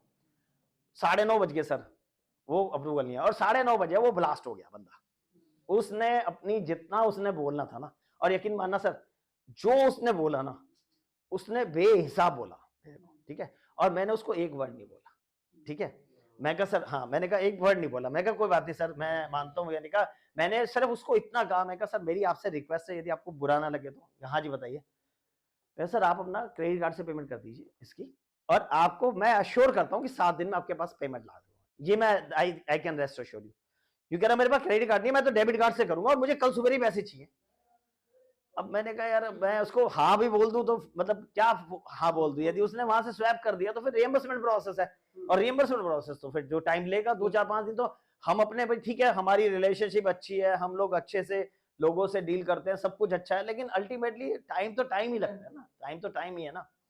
मैंने उसको कहा, उसने फिर लास्ट जो मेरे को 9:35 पे कॉल किया, ये कह रहा अतुल जी मैं आपको कल बताऊंगा मैं क्या चीज हूँ, ठीक है, आज तो मैं जा रहा हूँ यहाँ से पेमेंट करके, और मैं आपको कल बताऊंगा कि मैं कौन हूँ, ठीक है, और आपको मैं ये वो तो फिर अल्लाह बल्ला सब कुछ उसने बोल दिया। मैं सर कोई बात नहीं, मैं अभी भी आप निश्चिंत रहिए, आप मुझे एक बार टीपीए में नीचे देखो, पेशेंस की बात बताना चाहता हूँ मैं, वो मेरे से बोले जा रहा है, मतलब अनमैच तरीके से बोले जा रहा है। उसके बाद मैं क्या उनसे बात कर रहा हूँ, मैं सर आप यदि आपको ठीक लगे ना सर, आप मुझे ना बिलिंग पे मेरी बात करा दीजिएगा। क्या करेंगे आप बिलिंग पे बात करके? मैं सर आप मुझे बात करा दीजिएगा कि मैं उनसे कहूँगा कि आप इनसे पैसे ले लीजिए, घंटे में 2 घंटे में यदि अप्रूवल आ जाता है तो आप इनके पैसे वापस कर दीजिए, इनकी फाइल मत देना इनको वापस अभी, यदि आप उनका पूरा बिल बना करके दे दोगे तो डिस्चार्ज समरी सब कुछ, फिर तो रिएम्बर्समेंट प्रोसेस हो जाएगा। तो क्या लगा सर मैंने देख लिया आप लोगों को, आपको मैंने देख लिया जैसे आप छोड़ो आप ये। मैं कहा सर देखो आपने इतना देख लिया, थोड़ा सा और देख लो मुझे, है जब अब अल्टीमेटली काम तो निकालना ही है ना किस तरीके से। तो अल्टीमेटली उसने वो नीचे गया, और मतलब भगवान हमारे साथ है, ये जो हमारे डैंग साहब का जो बात है ना, हम लोग अपने शायद प्योरिटी से चलते हैं, तो शायद इसका ये एक रिजल्ट मिलता है कि 9:40-42 पे उस क्लेम हेड ने मुझे अप्रूवल भेज दिया, ठीक है, अप्रूवल आ गया, ठीक है। हाँ, तो अप्रूवल आते मैंने उसको इमीडिएटली करा, मैंने उसको फोन किया तो उसने फोन नहीं उठाया, मैंने दोबारा फोन किया उसको, क्यों वो बुरी तरह से गर्म था ही था, क्यों परेशान कर रहे हैं मुझे, क्यों परेशान कर, मैं सर परेशान नहीं कर रहा, अप्रूवल आ गया आपका, है अप्रूवल आ गया, मैंने कहा हाँ जी, तो अच्छा थैंक यू सर करके कर दिया। उसके बाद वो आधा घंटा जो भी प्रोसेसिंग में होगा वो निकल गया। तो मैं ये कहना चाह रहा हूँ सिर्फ हमारे को ना, और ये बात बताऊं आपको, मैं इतना भी बताना चाह रहा हूँ, जो लोग अभी इंश्योरेंस में काम कर रहे हैं या उस लेवल पे काम नहीं कर रहे, वो ला भी नहीं सकते थे ये अप्रूवल रात को, इस बात की भी गारंटी है, इस चीज के लिए मेंटली प्रिपेयर रहना पड़ेगा। मेरे पास 2 ऑप्शन, दूसरी ऑप्शन ये थी, मैं उसको ये बोलता भाई, मैंने उसको सोच लिया था अपने मन में कि भाई ये अब ये पेमेंट देके चला जाएगा, कल मैं सवेरे अपने अकाउंट्स वालों को बोलूंगा इतने पैसे इसके अकाउंट में ट्रांसफर कर दे सवेरे, ठीक है ना। देखो उसमें क्लाइंट ने जो गलती करी है, क्लाइंट की थोड़ी सी गलती हो सकती है, उसमें ये नहीं है कि भाई वो 2 दिन पहले बताता तो ये प्रोसेस आराम से हो चुका होता, चलो क्लाइंट का हो, क्लाइंट इज ऑलवेज राइट, हमेशा, मतलब मैं हमेशा ये बोलता हूँ कि क्लाइंट इज ऑलवेज राइट, ठीक है, अपने को ये बात मान के चलनी पड़ेगी। हम उसको पैसे दे देते, जब उसका रिएम्बर्समेंट आता हफ्ते में, 10 दिन में, 15 दिन में ले लेते, कोई इतना हर आदमी, कोई भी आदमी बिजनेस करता है, सपोज किसी ने मतलब महीने का लाख रुपए कमाने का, कोई इंश्योरेंस को छोड़ दीजिए, यदि कोई लाख रुपए महीना कमाना चाहता है तो उसको 1-2 करोड़ रुपए की इन्वेस्टमेंट करनी पड़ती है, ठीक है, इसके बिना वो लाख रुपए नहीं कमा सकता। क्यों सर मैं गलत कह रहा हूँ क्या? ठीक है, तो ये हम यदि मान लिया 5-4 लाख रुपए इसी काम के लिए अलग रख लें कि भाई यार कोई फंसा हुआ आदमी, और बाई चांस उसमें से मान लिया नहीं भी आता पैसा, कोई मान लिया किसी बंदे की इंटेंशन खराब होगी, किसी बंदे ने क्यों क्लेम ही नहीं मिला, वो कहेगा भाई साहब मैं तो पहले ही कह दिया था आपको, आपका क्लेम मिल जाएगा तो मैं दे दूंगा, ठीक है, रख लो यार इसको इन्वेस्टमेंट करके समझ के, क्योंकि अल्टीमेटली क्या होता है जब आप किसी के परेशानी में काम आते हो ना, तो वो फिर आपको फिर कहीं ना कहीं से, अच्छा वो पैसे मार भी लेगा, कोई और दूसरा आदमी आ जाएगा, कहेगा भाई साहब इतने रुपए की मेरी पॉलिसी करो, अपने आप आएगा, आप अपना काम ईमानदारी से करते रहो, कोई दिक्कत नहीं किसी तरीके से। तो वो रात को वो सारा प्रोसेस हुआ, तो मैं ना अभी जैसे अभी मेरे पास अभी 2-3 दिन पहले नवीन दुबे भैया का फोन आया और इन्होंने मेरे पास एक पॉलिसी शेयर करी, वो क्लेम रिजेक्ट हुआ है। अब मैं आपको लोगों को सबको जो लोग काम कर रहे हैं ना, बहुत सारे लोग तो हैं जो बहुत सालों से काम कर रहे हैं, बहुत सारे लोग जो हैं ये अभी जनरल इंश्योरेंस में एंट्री लेने वाले हैं, या हम लोग अभी बिमटेक गए थे, वहां से भी हमने कुछ सीखने की कोशिश करी, हम इतने साल से काम करते करते भी हमें बहुत सारी नई चीजें पता लगी वहां से जो हमें अभी तक नहीं पता थी। तो ये जनरल इंश्योरेंस है ना, जो जनरल इंश्योरेंस है, ये एक ऐसी चीज है जो आपको हमेशा प्रोसेस में रहना पड़ेगा, आपको समझते रहना पड़ेगा, आपको लाइफ में अपडेट रहना पड़ेगा। यदि आप अपडेट नहीं रहे तो अल्टीमेटली फिर आपके पास फिर आप ना मार्केट से, जैसे हमारा मेरा प्रोफेशन है, मैं आज इंश्योरेंस के अंदर हूं ना, तो मैं लाइफ इंश्योरेंस सिर्फ और सिर्फ जनरल इंश्योरेंस की वजह से मिलती है मुझे, क्योंकि मैंने क्लाइंट्स को वो सर्विसेज दी है। मैं पहले आपको एक दुबे सर का जो अभी रिसेंट एक्सपीरियंस है वो बताना चाहता हूँ।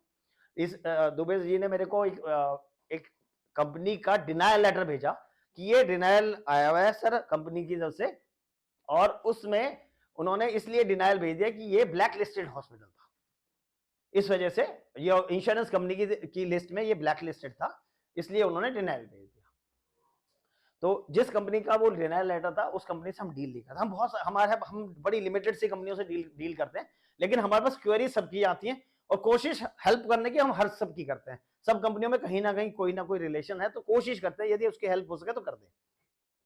मैंने वो लेटर जो इन्होंने भेजा, हमने अपने काउंटर पार्ट जो हमारा जानकार है वहां भेजा, उनका रिप्लाई आया कि सर ये ना ब्लैकलिस्टेड हॉस्पिटल था इसलिए ये क्लेम नहीं मिलेगा। मेरा क्वेश्चन सिर्फ इतना सा था उनसे कि यदि ये ब्लैकलिस्टेड हॉस्पिटल है तो सर बीमारी तो ये इंतजार करके नहीं आती कि भाई कौन सी, यदि किसी आदमी की तबीयत खराब है, इमरजेंसी है, तो वो हॉस्पिटल नहीं चेक करता, वो मरीज को देखता है कि भाई कौन सा मेरे घर के पास में कौन सा हॉस्पिटल है और कहाँ पे मैं जाके इमीडिएटली कंफर्ट लूँ। तो उस कंपनी का देखो, अब समझने की बात है, देखो कैसे कैसे निकल के नई नई चीजें कैसे कैसे आती हैं, ये भी समझने की जरूरत है। वो क्या कहते हैं कि सर आपने हॉस्पिटल तो जो कर लिया ब्लैक लिस्टेड, कोई दिक्कत नहीं है, आपने हमें क्लेम इंटीमेट नहीं करा, आपने हमें क्लेम इंटीमेट नहीं करा। यदि आपने क्लेम इंटीमेशन दिया होता तो शायद हम इसको कंसीडर कर लेते, इसलिए आपने क्लेम इंटीमेशन नहीं दिया, इसलिए आपने कंसीडर नहीं करेंगे। अब जब हमारी दुबे सर से बात हो रही थी तो दुबे सर कह रहे कि सर मुझे तो पता ही नहीं कि क्लेम भी इंटीमेट होता है।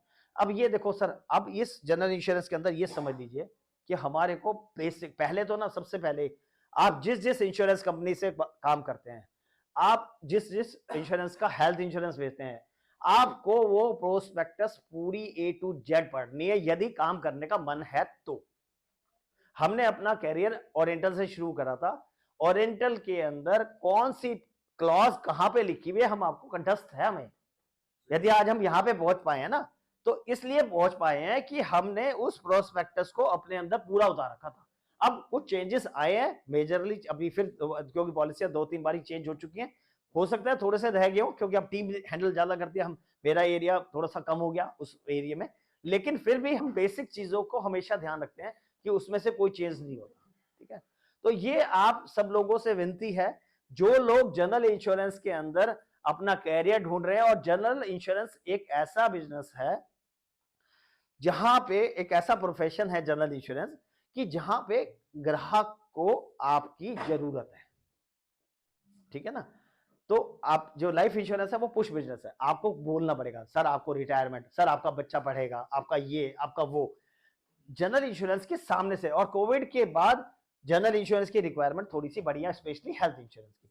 तो मैं आप लोगों से पहला जो मेरा विनम्र निवेदन है कि आप लोगों को ये जरूर रखना पड़ेगा कि आप अपना जोन सी भी कंपनी से, क्योंकि मैं बहुत सारे मेरे पास ना FPRT से बहुत कॉल आते हैं, क्योंकि सब लोगों को ये लगता है कि भाई हम इंश्योरेंस का, जनरल इंश्योरेंस का काम सही करते हैं, मेडिक्लेम का काम सही करते हैं, तो हम सोल्यूशन दे देंगे। हम सोल्यूशन देंगे, कोशिश करेंगे, पूरी हेल्प करने की कोशिश करेंगे, लेकिन हमारी भी एक वो लिमिटेशन है ना। अब हमने सभी कंपनीज के, जिस कंपनी से हम काम ही नहीं कर रहे, हम उसकी प्रोस्पेक्टस क्यों पढ़ेंगे? हमारा क्या मतलब है?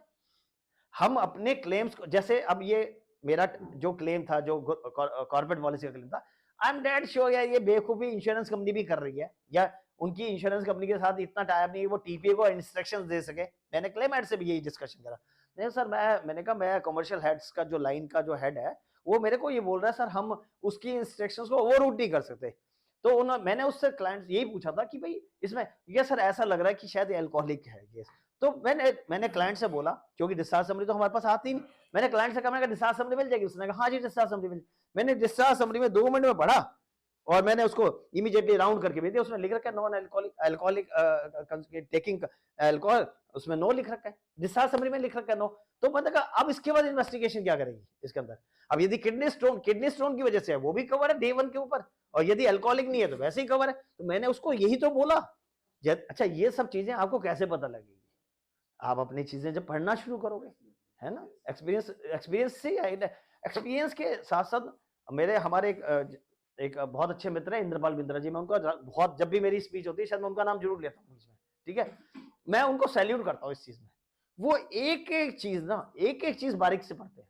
वो जब कभी डिस्कशन करते हैं ना, अभी उन्होंने, मैं लास्ट टाइम बताया था 75 लाख का प्रीमियम उठाया, 5 ब्रोकर के लोग बैठे थे, 5 ब्रोकर के लोग, और उनके पास जो आंसर थे ना, वो उन ब्रोकर्स, क्यों ब्रोकर्स के बंदे तो एम्प्लॉई थे, वो तो ओनर है, वो खुद कंपनी का मालिक है, ठीक है ना। तो ये जो आपने आपकी जो इंफॉर्मेशन है ना, जो आपने जो इंस्ट्रक्शंस हैं, वो यदि आपने तरीके से पढ़ रखी ना, फिर आप फेल नहीं होगे, क्योंकि ये आपको समझना बहुत जरूरी है, बहुत ज्यादा जरूरी है। कितने लोग हैं जो जनरल इंश्योरेंस का काम करते हैं? अब हाथ नीचे। अब कितने लोग ऐसे हैं जो सिर्फ लाइफ इंश्योरेंस करते हैं? 2-3, वेरी 3-4 जने हैं, वेरी गुड, ठीक है। तो मैं जैसे मैंने बताया कि मेरा जो काम है ना, वो क्योंकि हमने हेल्थ इंश्योरेंस में, मोटर इंश्योरेंस में, फायर इंश्योरेंस में, इनमें काम किया, और क्लाइंट को कहीं ना कहीं वो फीलिंग दी, उसको, क्लाइंट को अच्छा लगा, तो उसको, तब उसने आज हमारे को थोड़ा सा फायदा होता है। इसका रिवर्स रिलेशन भी है, जिसकी वजह से जो हमारे लाइफ इंश्योरेंस कॉर्पोरेशन के से लोग यहाँ पे नहीं आना चाहते, वो सिर्फ ये भी रीजन है। ऐसा भी होता है कि लोग गलत डायरेक्शन में पहुंच जाते हैं और काम नहीं करते, और उनसे यदि आपने तरीके से क्लाइंट को हैंडल नहीं किया ना, तो आपका लाइफ का बिजनेस भी चला जाएगा। तो ये आपको बहुत समझना पड़ेगा। सर आज हमारे पास बैठे हैं विकास, मैक्सिमम विकास अधिकारी जी का यही एक कंसर्न होता है कि ये लोग जाएंगे, कुछ सीखेंगे, और पता लगेगा यदि वो डाइवर्ट तरीके से होंगे तो काम बढ़ेगा, यदि वो डाइवर्ट सही तरीके से नहीं हुए, तो जो लाइफ इंश्योरेंस का कॉर्पोरेशन का काम चला रहे हैं ना, हम लोग LIC का काम कर रहे हैं, वो भी नहीं कर पाएंगे। तो ये हमें बहुत समझना पड़ेगा। जो बिजनेस, जो भी इंश्योरेंस कंपनी की हम मेरे पास बहुत सारे कॉल्स आते हैं, वो क्लाइंट से मेरी बात करा देता है। जैसे अतुल जैन उनका असिस्टेंट है, वो क्लाइंट के साथ बैठ करके ना मेरे से, ये लो सर मैंने बात करा रहा हूँ, ये लो सर अतुल सर से बात करो, है। मैंने कहा भाई अतुल सर से बात करो, मैं क्लाइंट को नहीं जानता, मैं पॉलिसी को नहीं जानता, मैं कंसेप्ट को नहीं जानता, अतुल जैन क्या बात कर लेगा उससे? मतलब सर ऐसा प्यार नहीं चाहिए भाई साहब, मेरा प्यार ज्यादा हो जाएगा ना, फिर मेरी बीवी को भी तो चाहिए थोड़ा बहुत।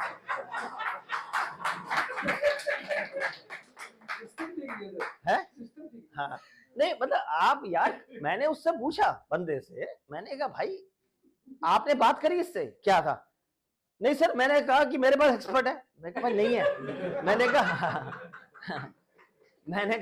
कहा भाई मेरा नंबर डिलीट कर दे, यदि तू डिलीट नहीं कर सकता मैं तुझे ब्लॉक करता हूँ, ठीक है ना? है अब गलत है या सही है बताइए? है कि मैं कहा यदि तू मुझे, मेरे को या तो मेरा नंबर तू डिलीट कर, नहीं तो मैं तुझे ब्लॉक में डालता हूँ, ठीक है यार? ये तो गलत सिस्टम है ना। आप क्लाइंट से किसी इंश्योरेंस कंपनी का क्लेम है, हम उसके इंश्योरेंस कंपनी की गाइडलाइंस ही नहीं जानते कि भाई उसमें कौन सी क्या चल रहा है, क्या प्री एग्जिस्टिंग कितने साल बाद। अब पहले क्या होता था, जब तक PSU थे ना, तो सब चीजें क्लियर थी, सबकी चारों कंपनीज की एक ही गाइडलाइन थी कि भाई इस तरीके से चलेगी।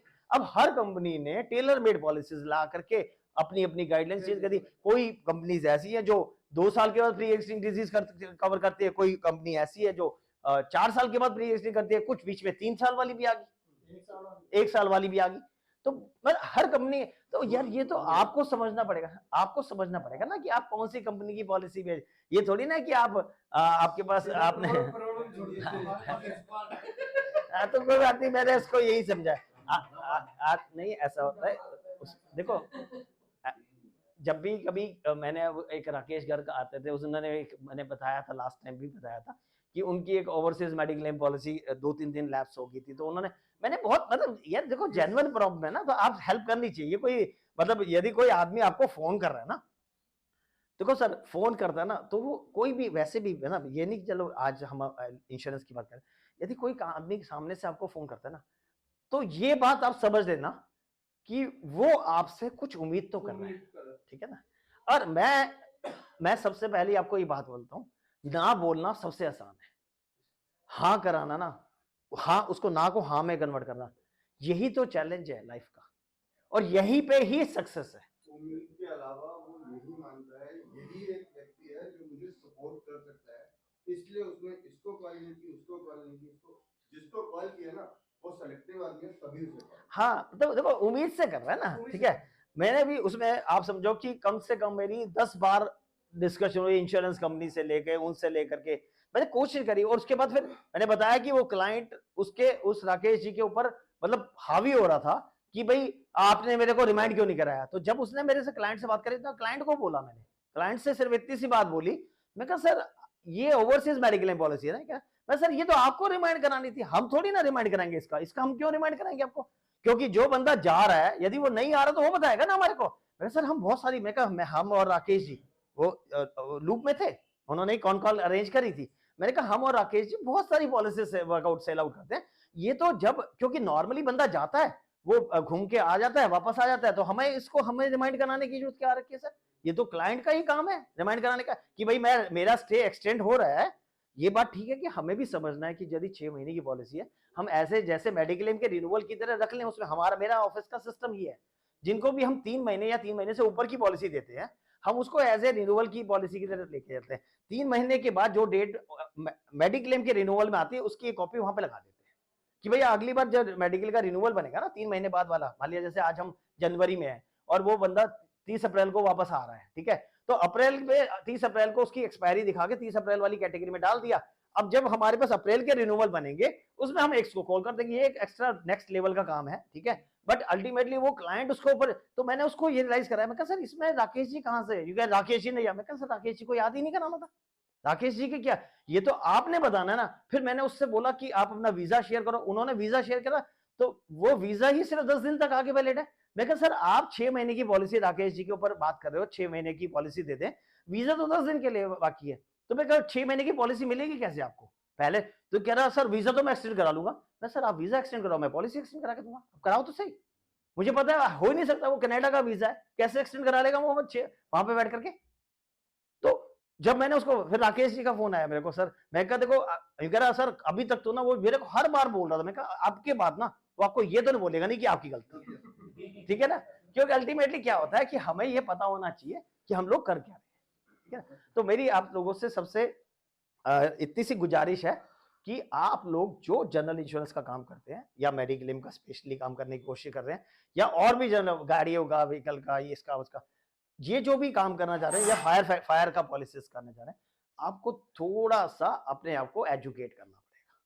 ये बोलो कि भाई अतुल जैन को हम फोन मिला देंगे, अतुल जैन आपको हेल्प करेगा, ठीक है, लेकिन आपको 100 में से 70 पता होना चाहिए, तब 30 के लिए हेल्प करेगा, ठीक है। यदि आप 100 में से 0 जाने के बाद अतुल जैन को ये समझ के करोगे मैं नहीं करूंगा, ठीक है, इसमें अच्छा लगेगा तो अच्छी बात है, नहीं लगेगा तब भी अच्छी बात है, ठीक है, तब और अच्छी बात है, ठीक है, यदि आपको अच्छा नहीं लगेगा तो और अच्छी बात है, क्योंकि आप समझना पड़ेगा। सर देखो सर आप ये समझ के चलो कि आप यकीन मानना आप लोगों की तरह हमारे पास भी 8 ही घंटे हैं, उससे ज्यादा हमारे पास भी नहीं, 8 घंटे से ज्यादा, हम भी 8 ही घंटे के अंदर जो भी ये अरेंजमेंट्स करते हैं, पीआरटी भी चलाते हैं, अपना काम भी देखते हैं, एक दो और एनजीओ से मैं जुड़ा हुआ हूँ, कहीं ना कहीं सोशल कमिटमेंट्स बहुत सारी हैं, ठीक है ना।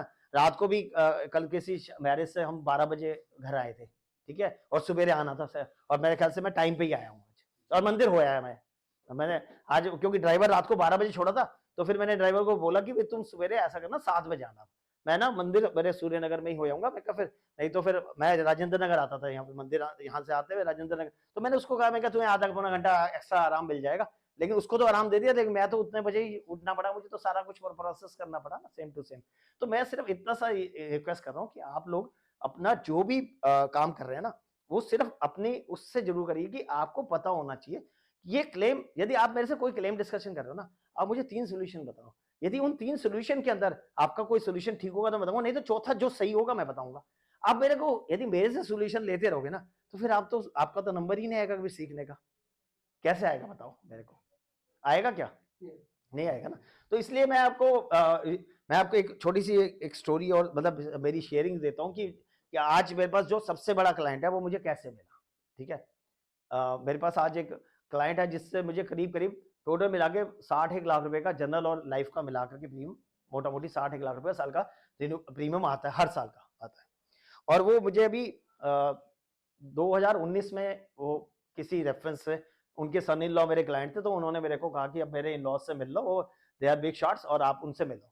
तो जब मैं उनसे मिलने गया तो उन्होंने मुझे अपनी मेडिक्लेम की पॉलिसीज दी, जो कि घर में 5 मेडिक्लेम की पॉलिसी थी, और जो जिसमें से 3 पॉलिसी उस टाइम पे ओरिएंटल की 20 लाख से ऊपर की पॉलिसी थी, तो 3 पॉलिसी 20 लाख रुपए की थी, और 2 पॉलिसी जो अंकल आंटी जो सीनियर सिटीजन हैं उनकी 10-10 लाख रुपए की ओरिएंटल की पॉलिसी थी। तो उन्होंने जैसे मैं मिलने गया तो तुरंत उन्होंने कहा कि ये आप ये अब ड्यू हो रही हैं, आप ये तो पॉलिसी से शुरुआत करो। ठीक है, मैंने 5 का चेक बनवाया और वो हमने अपने पास एंट्री कर ली, हो गया हमारे पास। उसके बाद फिर उन्होंने थोड़ा सा हमें फायर का प्रीमियम दिया, उनकी फैक्ट्रीज वगैरह हैं बहुत सारे, मतलब कई सारी 6-7 फैक्ट्रीज हैं, उनमें से 1-2 फैक्ट्रीज हमारे पास उन्होंने इंश्योरेंस दी। उसके बाद ये कोविड लग गया और हमें उनसे उनको की मैन के लिए मैं अप्रोच कर रहा था, तो मैं की मैन के लिए मैंने एक मीटिंग भी करी उनसे, लेकिन वो की मैन का फाइनल इसलिए नहीं हो पाया कि वो कहने लगे यार अभी बिजनेस में हमारे को फंड्स की कुछ ज़्यादा जरूरत है, क्योंकि बिजनेस एक्सपेंशन बहुत तेजी से चल रहा था उनका। तो अल्टीमेटली मार्च 2020 आ गया और वो सबको मालूम है कि कोविड का 9 था। उसके मार्च के बाद जब भी मैं उनसे बात करता था वो कहते नहीं यार वो बच्चों ने बिल्कुल मना कर रखा है मिलने के लिए, बिल्कुल नहीं मिलना, हम लोग सीनियर सिटीजन है, हम लोग मिल नहीं पाएंगे, आपको बिल्कुल नहीं मिलेंगे, बच्चों ने साफ मना कर रखा है। तो जुलाई की बात है, जुलाई 2020 की बात है, मैंने फिर उनको फोन किया, मैं नेचुरली थोड़ा कोशिश करता रहा कि भाई मैं मिलता रहूं, उनसे बात करता हूँ। तो जुलाई 2020 में उन्होंने मेरे से कहा कि नहीं ये जैन साहब अभी भी हम लोग सब घर पे ही हैं और हम लोग सारे घर पे, बस सिर्फ एक छोटा वाला बेटे वाइफ को डिलीवरी हुई थी तो वो अभी बस 2 दिन के लिए हॉस्पिटल गए थे, बाकी हम लोग कोई अपने घर से बाहर नहीं निकल रहा। तो अब देखो सर, आप समझने, अब मैं आपको लोगों को बताना चाहता हूँ कि क्या क्या गेम है इस पूरे एपिसोड के अंदर। 2 दिन के लिए सिर्फ छोटा वाला बेटा और वाइफ हॉस्पिटल गए थे क्योंकि छोटे वाले बेटे के यहाँ की वाइफ को डिलीवरी हुई थी। हमने सिर्फ इतनी सी बात उसमें से निकाली और मैंने अपने अकाउंट, अपने जो मेरा जो हेल्थ इंश्योरेंस वाला वर्टिकल दिखता है उस मैनेजर को बोला कि यार इसकी पॉलिसी शेयर करना मुझे व्हाट्सएप पे। उसने मुझे पॉलिसी दी, मैंने पॉलिसी देखी, मैंने कहा ये पॉलिसी तो 20 लाख की पॉलिसी पिछले सो मैनी ईयर से चल रही है। तो मैंने उनको बोला कि क्योंकि मैटरनिटी क्लेम बनता है उसके अंदर 50,000 रुपए का मैटरनिटी क्लेम बनता था, ठीक है। ये क्लाइंट ने भी नहीं बताया ना हमें पता, मतलब हमने सिर्फ उनसे ये बात सुनते ही समझ आया कि ये पैसे तो हम दिला सकते हैं। मैंने उनको फोन किया, मैंने कहा अंकल ऐसा है कि ये मुझे ये जो मैटरनिटी वाला जो आपके छोटे वाली बेटी की वाइफ की जो डिलीवरी हुई है ना उसके बिल्स चाहिए। क्या तुम्हें कैसे पता 5-7 दिन बाद? अंकल आपने तो पिछली बार बताया था। अच्छा इतना ध्यान रखते हो? मैंने कहा अंकल आपसे बात कर रहे हैं तो बात ध्यान तो रखेंगे ना। मैंने कहा अंकल ये बिल्स चाहिए। तो यार हम तो अपने घर में किसी को आने के लिए इजाजत नहीं दे रहे। अब कोई बात नहीं अंकल, ऐसा करो आप सिर्फ मुझे व्हाट्सएप कर दो सारे डिस्चार्ज समरी ये वो करे। अल्टीमेटली कट इन शॉर्ट कि उन्होंने वो सारे पेपर्स मुझे व्हाट्सएप पे, उनकी डॉटर इन लॉ ने मुझे व्हाट्सएप पे भेजे और हमने उसको जमा करा। तो 50,000 रुपए का मैटरनिटी का और 6,000 रुपए का जो बच्चे का क्लेम था वो 56,000 रुपए उनके पास हमने 15-20 दिन के अंदर भिजवा दिए विदाउट एनी आस्किंग। उनका कुछ नहीं था, उनके पास 56,000 उनके पास पहुंच गए, ठीक है।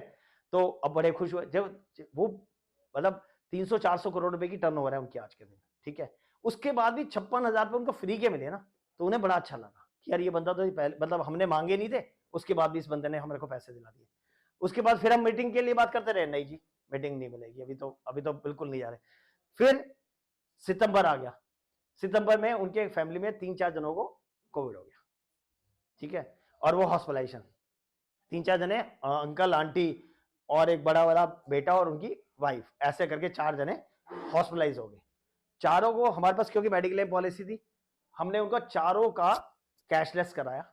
और वो कैशलेस उन्होंने उनके वर्ड से कि हमने आपसे पहले भी कभी मेडिक्लेम पॉलिसी में क्लेम लिए हैं वारंटी की पॉलिसी में, लेकिन the way you treat us ना, हमारे को इतना कंफर्ट कभी नहीं मिला कि हमें बिल्कुल, क्यों हम लोग क्या कहते हैं कोविड में हुआ क्या कि बिल बहुत तेजी से बन रहे थे। हॉस्पिटल्स ने ना चार्ज जितना भी करना था ना सारा एक बार उसी टाइम में निकाल लिया पैसा। तो हम क्या, मेरी जो टीम थी ना वो क्या कर रही थी कि बैक टू बैक उनके हॉस्पिटल्स के साथ टाइप करके ना उनका अनबिल्ड अमाउंट ना टीपीए को भेज जा रही थी और अप्रूवल लिए जा रही थी। तो जब वो फाइनल डिस्चार्ज का टाइम आया ना तो उन्हें 15 मिनट में डिस्चार्ज मिल गया, क्योंकि सारी चीजें उनको आईपीडी पेपर्स वगैरह जो भी चाहिए थे ना वो इन बीच में ही क्वेरीज में निकाल दिए थे। आईपीडी पेपर्स मालूम है क्या होते हैं? क्या? हाँ जी, हाँ, उसमें जो डॉक्टर जब हॉस्पिटल में जाते हैं ना, एक पैड सा लगा होता है गत्ते के ऊपर, उसमें हर डॉक्टर अपनी अपनी कहानी लिख के जाता है। तो वो कहानी जो होती है ना उसको इंडोर पेपर्स बोलते हैं, ठीक है ना। तो कई बार क्या होता है जब टीपीए को लग रहा होता है बिल ज्यादा जा रहा है तो वो उसकी डिमांड कर लेता है, ठीक है। तो ये सारा प्रोसेस हम कर चुके थे। जब ये प्रोसेस कंप्लीट हुआ तो उसके बाद उनको वो जब वो डिस्चार्ज हुए तो चारों एक ही दिन डिस्चार्ज हुए, चारों को बहुत आराम से, हमने कोई शायद चारों का कोई 10-1 लाख रुपए के मेडिक्लेम क्लेम का बिल था जो हॉस्पिटल का, वो हमने आराम से उनका क्लियर करा दिया। फिर मैंने 15 दिन तो हमने ही शांति रखी, मैंने कहा यार अभी तो ये हॉस्पिटल से आए, अभी बात करेंगे तो फिर ये कहेंगे यार तुम्हें बिल्कुल भी समझ नहीं आता कि यार अभी तो हम हॉस्पिटल हो गए यार, आप मिलने की बात कर रहे हो, ठीक है। लेकिन 15-20 दिन के बाद या 25 दिन के बाद या हो सकता है महीना भी हो गया, I don't remember the date, मैंने उनको फिर कॉल किया, मैं अंकल मिलना है, जब मर्जी मिलो, अब तो हम कोविड पॉजिटिव हो चुके हैं, कोई दिक्कत ही नहीं है, ठीक है। हाँ है, अब तो हम लोग पुरुष, उन्होंने सोच लिया कि एक बार कोविड हो गया, हम हो गया आ गया, अब हमारे को दुनिया कोई नहीं छेड़ सकती, ठीक है। तो उन्होंने कहा जब मर्जी आओ, जैसा आपका घर है, आपका ऑफिस है, जहां मर्जी आओ, कोई दिक्कत नहीं है। तो मैं अल्टीमेटली जब उनके पास गया और मिलने के लिए, तो उनकी वो जो छोटी डॉटर इन लॉ थी, तो मैंने उससे कहा कि मैंने कहा मैडम आपके पास यदि कोई प्री एंड पोस्ट के बिल्स हैं, ये देखो ये सब चीजें आपको समझनी पड़ेगी कि हम लोग काम कैसे करना चाहते हैं और क्या करना चाहते हैं। तो मैंने उनसे बोला कि भाई प्री एंड पोस्ट के यदि कोई बिल्स हैं तो आप प्लीज मेरे को शेयर कीजिए, तो मैं आपका, तो एक प्लास्टिक की थैली में भर के, प्लास्टिक की थैली में भर के उन्होंने पेपर दे दिए, क्या सर ये है। मैं कहा ये क्या मैम, ये वो दवाइयां आती थी, टेस्ट होते थे, रिपोर्ट हम इसमें डालते रहे सारी चीजें, ठीक है, तो ये सारे पेपर्स हैं। अब भाई साहब वो उस थैली को मैं ऐसे उठाया और ले आके गाड़ी में रख लिया, ठीक है, और गाड़ी में ले जा करके ऑफिस ले जाके अपने हेल्थ वर्टिकल को दे दी। मैं कहा यार ये देखो ये बिल्स हैं और इसका बिल्स के पैसे दिलवाने हैं, जो भी मिलते हैं क्लेम्स मिलते हैं, ठीक है। 2,64,000 रुपए के बिल थे। अब इमेजिन करो 2,64,000 रुपए के, वो हमने अप्लाई करे और उनको अकाउंट में वो पैसे भी पहुंच गए 5-7-10 दिन के बाद, ठीक है। मैंने अंकल को फोन करा, मैंने कहा अंकल वो 2,64,000 रुपए आपके अकाउंट में ऐसे ऐसे 3-4 अकाउंट जो अलग अलग नाम से थे, तो मैं कहा सबकी क्यों पॉलिसीज अलग अलग थी, तो मैं कहा ऐसे ऐसे आपका कितने, मैं कहा 2,64,000 के बिल लेके गए थे तुम। मैंने कहा अंकल, कह रहे पता नहीं कितने के तो हमने घुमा दिए होंगे। मैंने कहा अंकल वो बात तो ठीक है, अब मैंने कहा घुमाए हुए हैं कितने बिल तो हमने घुमा दिए होंगे। मैं कहा अंकल अब कोई बात नहीं, वो तो हमारे पास नहीं है, लेकिन जो आपने मुझे वो थैली दी थी ना वो 2,64,000 की थी। तो बड़े खुश हुए। मतलब देखो आदमी कैसे होता है, देखो आप सब जगह क्लाइंट को लगता है कि यार ये बंदा ना हमारे लिए हमारे से पहले कंसर्न है, ठीक है। यही हमें फीलिंग्स अपने क्लाइंट के साथ लानी पड़ेगी, तभी वो हमारे पास। फिर मैंने कहा अंकल अब मैं एक दिन डिस्कशन करना चाहता हूँ। कह रहे बोलो क्या डिस्कशन। मैं कहा अंकल एक तो हमारा वो जो दोनों भाइयों का जो वो करना है, हमें कीमैन करना है, वो करना है प्रोसेस, और एक मैंने कहा जो नया बच्चा अपने घर में आया ना, इसके लिए कुछ अच्छी प्लानिंग करेंगे कि जिससे कि उसको कुछ इसकी मैरिज के टाइम पे कुछ एक बड़ा कॉर्पस हम दे पाए, ठीक है। तो क्या लगा आ जाओ जैन सब लेकर के आ जाओ, जब मर्जी आ जाओ, मैं मिलूंगा ऑफिस में। मैं लेके गया, आपने जो सिखाई थी जीवन लक्ष्य है वही लेके चला गया मैं। 22-25 2 करोड़ रुपए के सम एश्योर्ड की, ठीक है। 9 लाख रुपए के करीब का प्रीमियम था और वो उन्होंने विद इन सेकेंड्स उसको ओके करा, विद इन सेकेंड्स, ठीक है। अब हमने तो मैं LIC के पर्पस के लिए गया था और मेरे को ये क्योंकि वो टर्म प्लान जो मुझे देना था वो टाटा AI की तरफ से डिस्कशन करना था, ठीक है। तो जब मुझे प्रोसेस पूरा हुआ, उसने कहा वो कीमैन करो पूरा। अब उसके लिए तो हम तैयार ही नहीं थे, हम तो सर LIC के ऊपर ही LIC के ऊपर ही खुश होकर के आ गए थे, ठीक है। मैंने कहा अंकल वो ना, हाँ मैंने कहा वो ऐसा था कि मेरा जो रिलेशनशिप मैनेजर है ना वो आज अवेलेबल नहीं था, मैं उसने कहा कि ये पेपर प्रोसेस आप आज कर लो और वो दूसरा वाला प्रोसेस मैं 2 दिन बाद में आता हूँ उनको लेकर के, और वो सारा ऑनलाइन प्रोसेस है, यहीं पे बैठ के करेंगे अंकल, बस घंटे 2 घंटे चाहिए अपने को। कह रहे यार तुम्हारे लिए कोई टाइम की दिक्कत थोड़ी है। 2 दिन के बाद जाकर के हमने 10-10 करोड़ रुपए की उनको हम कीमैन दे करके आए थे उस टाइम पे। टोटल मिला के 16-17-18 लाख रुपए का प्रीमियम टाटा AI के साथ आया था। 9 लाख रुपए पे हमारे पास आया था।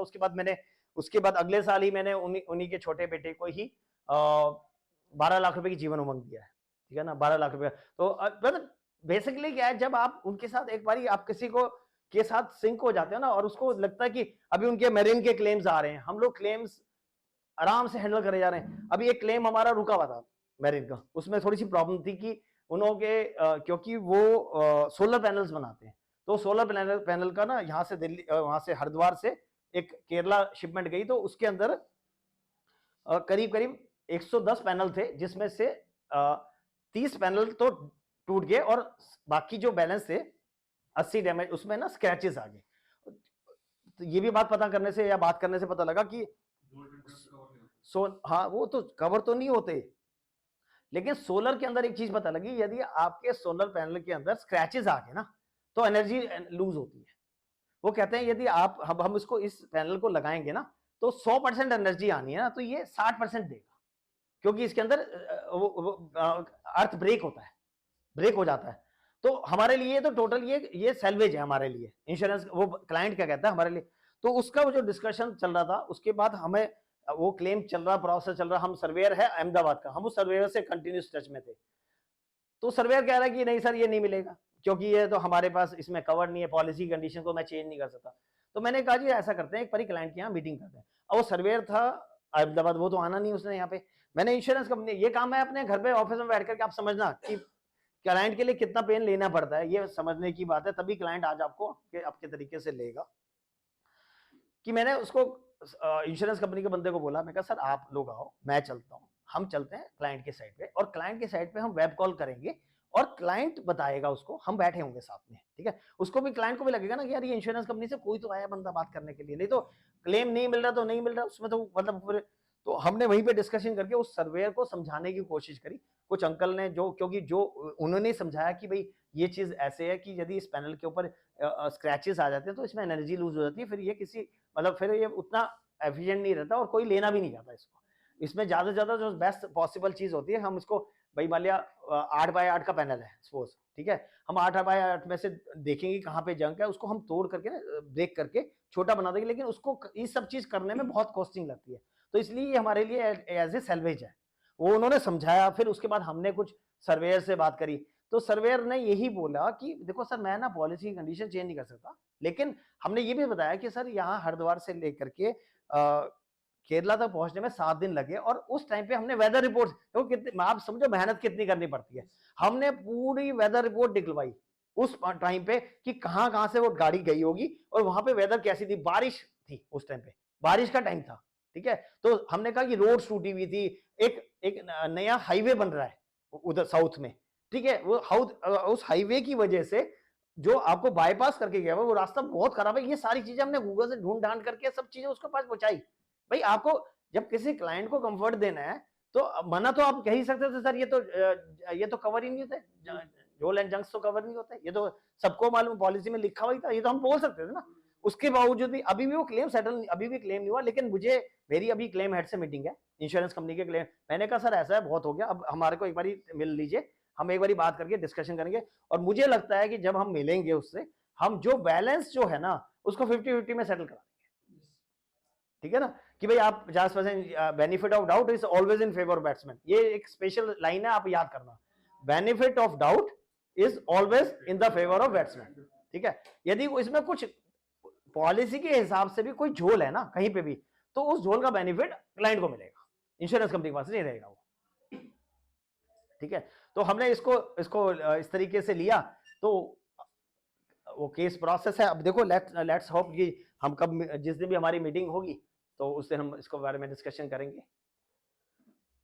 आप लोगों का कोई क्वेश्चन, क्योंकि मैं सोचता हूँ कि पहले आपसे थोड़ा सा फीडबैक ले लूं, क्योंकि मैं बोलता रहूंगा तो आपको लगेगा मेरे पास तो बहुत सारी हाँ आपका माल गया, हाँ गाड़ी पलटी नहीं, हाँ डैमेज हुआ, हाँ due to insufficient packing damage हुए, हाँ इनसफिशिएंट पैकिंग का तो क्लेम बनता है। हाँ देखो बेटे ऐसा है कि ना, जब जो उसके 300-350 करोड़ रुपए की टर्नओवर है मेरीन की, ठीक है, हम उसी से क्लाइंट से कर रहे हैं, 150 ट्रक डेली चलते हैं उसके, जाते हैं भारत। तो उसने कहा सर ऐसा है कि उस क्लाइंट का जो हमने क्लाइंट के पास ले जाके ये क्यों हमने बिठाया उसको, क्लाइंट ने ये कहा कि मेरी जो पैनल्स की जो पैकिंग है ना, ये आप देख के ये बोल दो कि ये पैकिंग खराब है, मैं आपसे जिंदगी में कोई क्लेम ही नहीं मांगूंगा। समझ आ रही है बात? हाँ जी, हाँ, मैं आपसे क्लेम ही नहीं मांगूंगा ना, क्योंकि ना सर यदि मेरे आपके पास नंबर ऑफ क्लेम्स बहुत सारे होते हैं ना, लाइन लगा के क्लेम्स होते तो मेरी पैकिंग खराब हो सकती थी, ठीक है ना, मेरी पैकिंग खराब, मेरी 150 गाड़ियां डेली जा रही हैं, उनमें से एक पर्टिकुलर एक गाड़ी के अंदर हुआ है, तो आप इसका बेनिफिट तो मुझे दोगे ना यार, इसमें इस रास्ते में कोई प्रॉब्लम रही होगी, हमने क्यों वेदर रिपोर्ट्स लगा के दी हैं, क्यों हमने दिखाया कि सर बारिश है, क्यों हमने बताया कि सर ये नया हाईवे बन रहा है, इसमें से रोड ऐसे, हमें क्या पता यार, हम थोड़ी ना साउथ दिल्ली में घूमने, साउथ इंडिया के अंदर घूमने गए थे, देखने गए थे कि कौन सा रास्ता था। लेकिन ये जब क्लाइंट को कंफर्ट देना है ना, और स्पेशली आप एक और बात समझ लेना, क्लाइंट को कंफर्ट देना पहली चीज। दूसरी चीज ये समझ लेना कि आपको जेन्युइन कंफर्ट देना है। ये नहीं कि क्लाइंट को आज हम कंफर्ट दे देंगे, वो हमारे से हम उसको फ्रॉड क्लेम दिला देंगे और उसके बाद वो हमारे को LIC दे देगा। हमें नहीं लेनी ऐसी LIC, हमारे को जरूरत नहीं है, ठीक है। We don't want any LIC on the. यदि हम सही है ना, हम जब तक सही रहेंगे, जब तक आपको फिर आपको काम भी सही मिलेगा। आप अपना छोटे से लालच के अंदर आ जाएंगे ना, तो आपको भी समझ नहीं आएगा कि क्या हो गया। और किसी का क्वेश्चन है कुछ? फिर एक कहानी, एक स्टोरी और करके फिर मैं अपनी बात को विराम दूंगा। वैसे डिस्कशन तो हम जितने मर्जी चाहें, क्योंकि बहुत सारी चीजें हम कर सकते हैं, कोई दिक्कत नहीं है। लेकिन क्लेम, देखो सर ऐसा है कि आप लोग सब लोग समझ लीजिए, जो भी हमारा हॉस्पिटल कैशलेस पे नहीं है, ठीक है, जो कैशलेस पे है वो तो हॉस्पिटल वाला कर ही देगा, भेज ही देगा, इंटीमेशन दे देगा, वहां पे अप्रूवल आना होगा, क्वेरी लगनी होगी, जो भी लगना होगा। जो भी हॉस्पिटल आपका कैशलेस पैनल पे नहीं है, उसमें आपको क्लाइंट की से एक इंटीमेशन, एक क्लाइंट से एक इंफॉर्मेशन लेकर के कि भाई कौन से हॉस्पिटल में है, किस इमरजेंसी में है, आप एडमिट हुए हो, आपको एक क्लेम इंटीमेशन देना पड़ेगा इंश्योरेंस कंपनी के TPA को, ठीक है। यदि कुछ कंपनियां जैसी प्राइवेट कंपनीज ऐसी हैं जहां पे उनके सेल्फ TPA हैं, तो आपको इंटीमेशन दे करके, क्लेम इंटीमेशन दे करके अपना क्लेम रजिस्टर करना पड़ेगा। ये एक हाईएस्ट प्रायोरिटी का काम है। यदि आपने मेल पे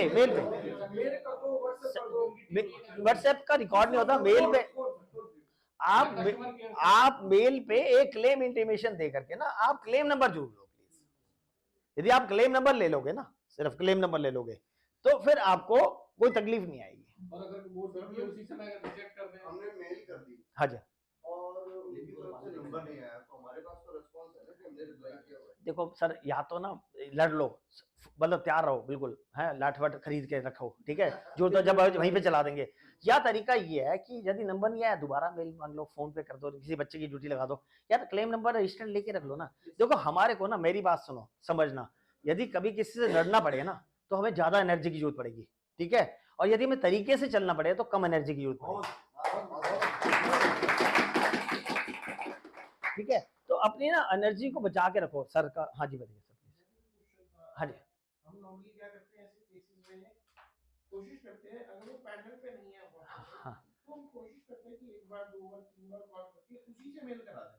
हाँ, तो वो कहाँ तक होता है? देखो सर उससे और हमें अपने पास CC मिलेगा। देखो सर ऐसा होता है, क्लाइंट ना यदि, और ये बात मैं तो इस बात को अच्छा भी मानता हूँ कि क्लाइंट को बहुत ज्यादा ना ही पता हो तो अच्छा है, ठीक है ना, ठीक है, क्योंकि अल्टीमेटली देखो, अब आपने एक मकान लिया और उसको इंटीरियर वाले को बुलाया सपोज, ठीक है, आप ये समझा रहे हो यहाँ पे ये कर, वहाँ पे वो कहेगा भाई सब मेरी जरूरत क्या थी आपको, आप ही तो इतने बड़े चैंपियन, आप ही बना लेते मकान अपने आप ही। इंटीरियर वाले की स्पेशलाइजेशन थी ना उसकी। अब यार हम रोज सुबह से शाम तक इंटीमेशन हॉस्पिटल को देते हैं, हमारे पास एक सेट फॉर्मेट है, हमने उनसे क्लाइंट से पूछ लिया सर ये कौन सा हॉस्पिटल है, उसने कह दिया ये हॉस्पिटल है, उससे ज्यादा व्हाट्सएप पे उसका पर्चा मंगा लो, ठीक है ना, उस पर्चे से लेकर के उसको, उसी पर्चे को अटैच करके इंश्योरेंस कंपनी के TPA में भेज दो, वहां से क्लेम रजिस्टर्ड आ जाएगा, खत्म बात, अपना काम हो गया पूरा। बजाय इसके कि हम उसको कहें क्लाइंट, देखो क्लाइंट ना हॉस्पिटल में होगा ना, मैं बता रहा ना, वो बंदा क्या कह रहा था जिसका ये परसों जो कैशलेस नहीं मिल रहा था, कह रहा सर मेरे, अब एग्जाम्पल देखो ऐसे ऐसे मिलते हैं, आपको भी सीखने को मिलता है लाइफ के अंदर। कह रहा सर मेरे माँ बाप हैं बूढ़े, मैं खुद एडमिशन लेने आया था, तो मैं पहले अपने दर्द को संभालूं या आपकी इंटीमेशन दूं? आप बताओ इसका जवाब क्या है आपके पास? है जवाब? है किसी के पास जवाब? कह रहा सर मैं अकेला हूं, मैं तो खुद एडमिशन लेने आया और खुद ही एडमिशन डिस्चार्ज करा के जाऊंगा अपने आप को, मेरे पास कोई साथ में थोड़ी ना मेरे।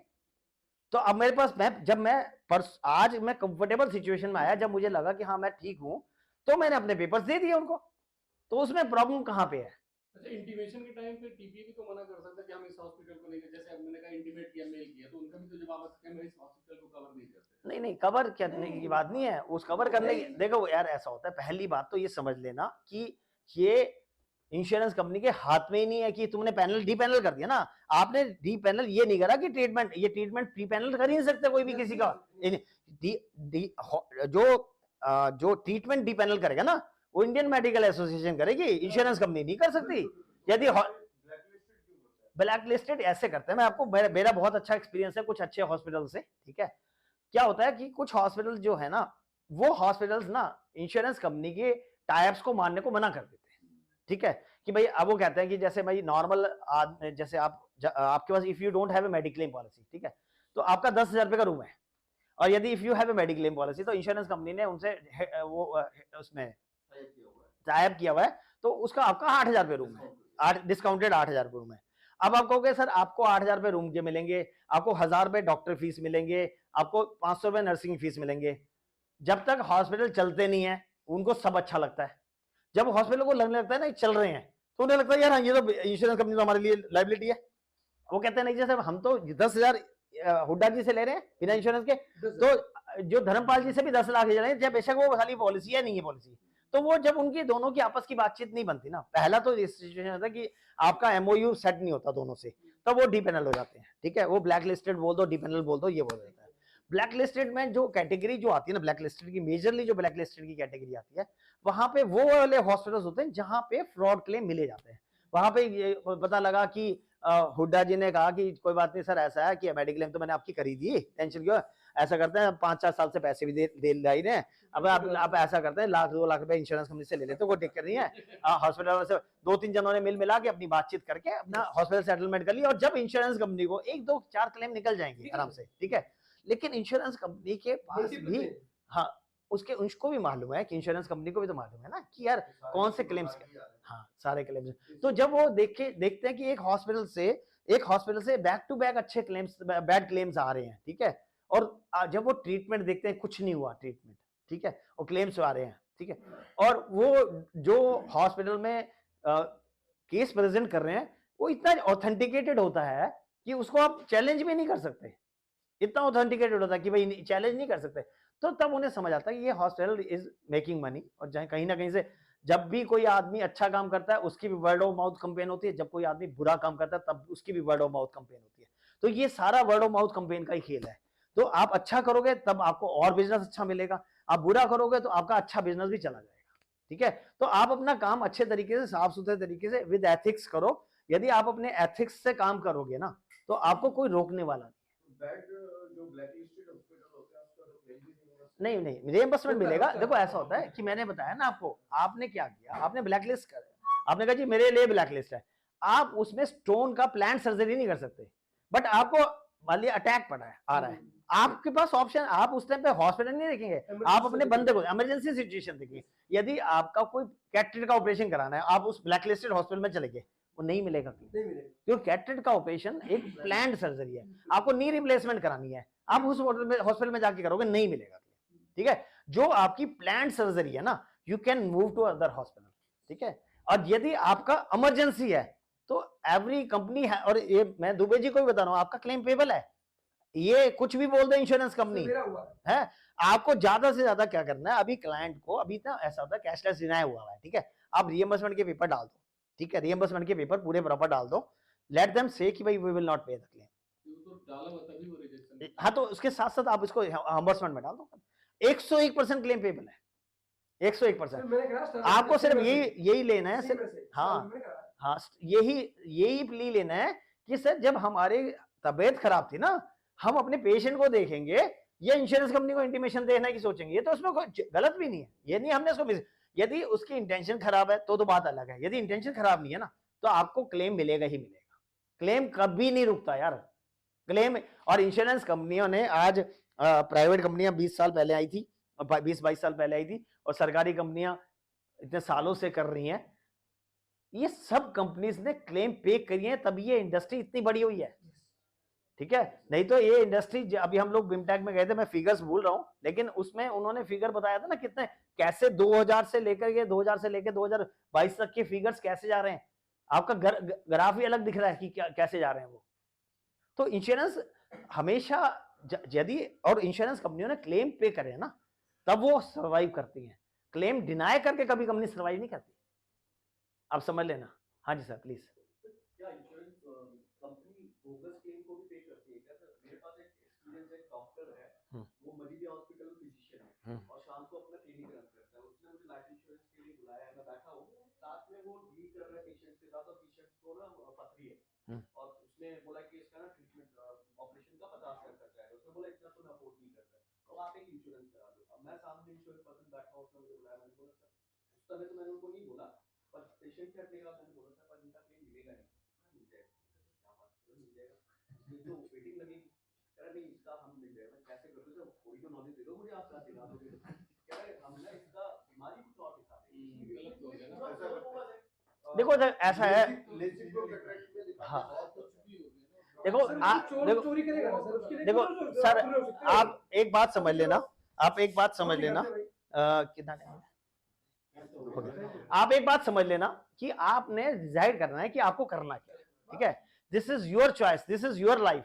आपको फ्रॉड, आप ये समझ लेना, जो भी आप जितने मर्जी फ्रॉड कर लेना जिंदगी में, अब कलयुग है ये, इसमें अगले जन्म तक कुछ नहीं जाना इसी जन्म में सेटलमेंट होनी है। आप जितना अच्छा करोगे आपकी जिंदगी स्मूथली निकल जाएगी। आप हैं, आप खराब करोगे ना, आप देख लेना, मतलब मैंने 25-27 साल के एक्सपीरियंस के अंदर मैंने बहुत सारे लोगों को, फ्रॉड लोगों को देखा है, वो जिंदगी में सिर्फ फ्रॉड ही करते रहे, कुछ नहीं हो पाया उनका।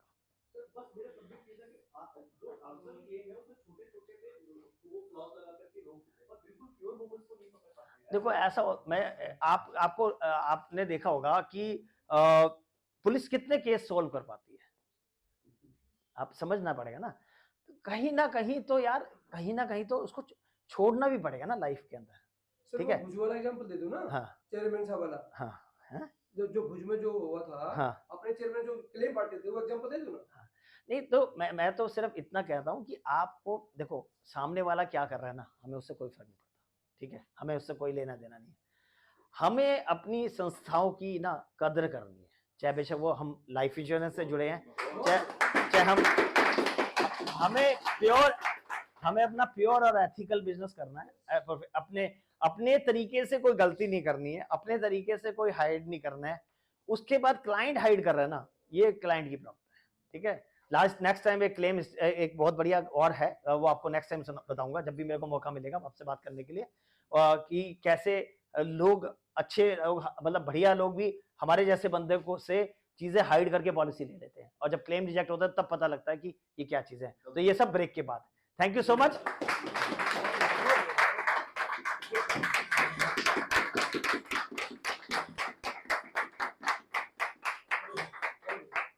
एक तो सिंगल साहब कुछ बोलना चाह रहे हैं, हाथ खड़ा कर रखे हैं।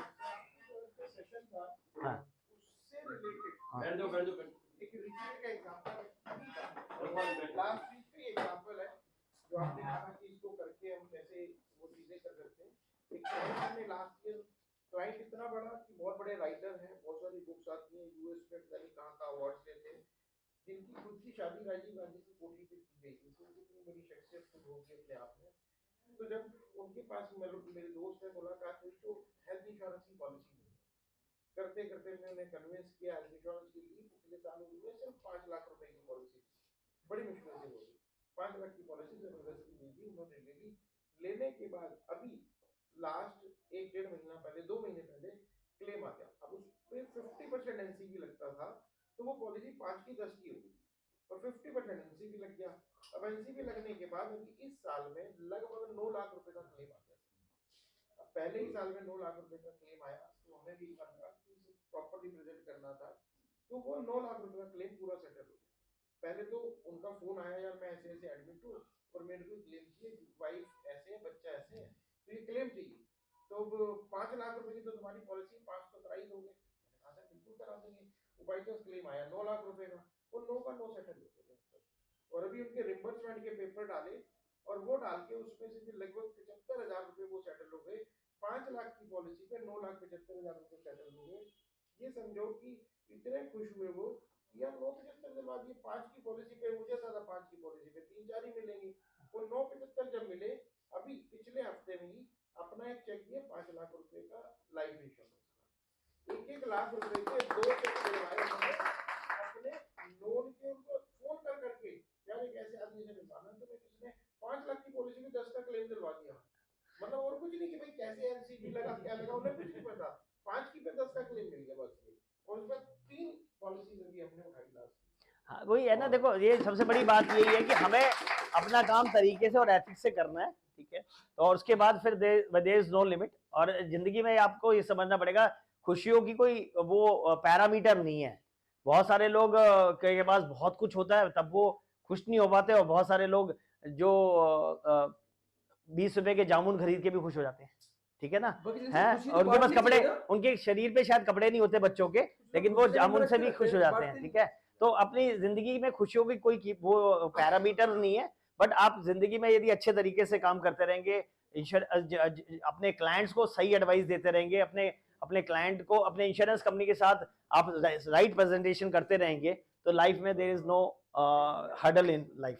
तो मैं आप लोगों से बहुत बहुत धन्यवाद देता हूं, और आपको अपनी वाणी को विराम देने से पहले जो मेरी एक लास्ट शब्द है वो जरूर मैं आपको बोलना चाहता हूं कि मैंने आज जो ये हमारा 1 घंटे का सेशन था, उसमें मैंने जो अपने एक्सपीरियंस से सब चीजें शेयर करी है, इसमें कोई ऐसी चीज आपको लगी जो आपको लगा कि ये बनावटी थी या ऐसा नहीं होता, या आप उसको, वो आपके लिए नहीं थी, ठीक है। वो जो आपको लगा कि वो, मतलब मैंने 5-7-10 बातें बोली, उनमें से एक चीज आपको अच्छी लगी तो वो ही लेके जाना आप मेरी, बाकी सब चीजें यहीं पे छोड़ के जाना, ठीक है। मैं यहाँ से मैं ये जरूर, मैं आज इतना खुश हूँ कि आप लोग इतनी सर्दी में सवेरे इतने सारे लोग आए हैं, ये मेरे लिए अचीवमेंट है। मैं अपने नाम को भी आज मुझे लगता है कि मेरे नाम का भी कुछ तो कम से कम है कि इतने सारे लोग आ गए हैं, ठीक है।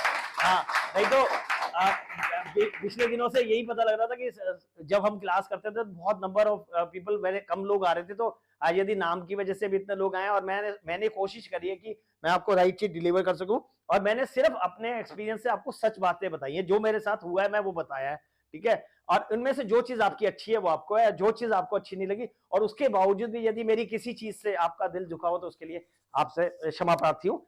Thank you so much.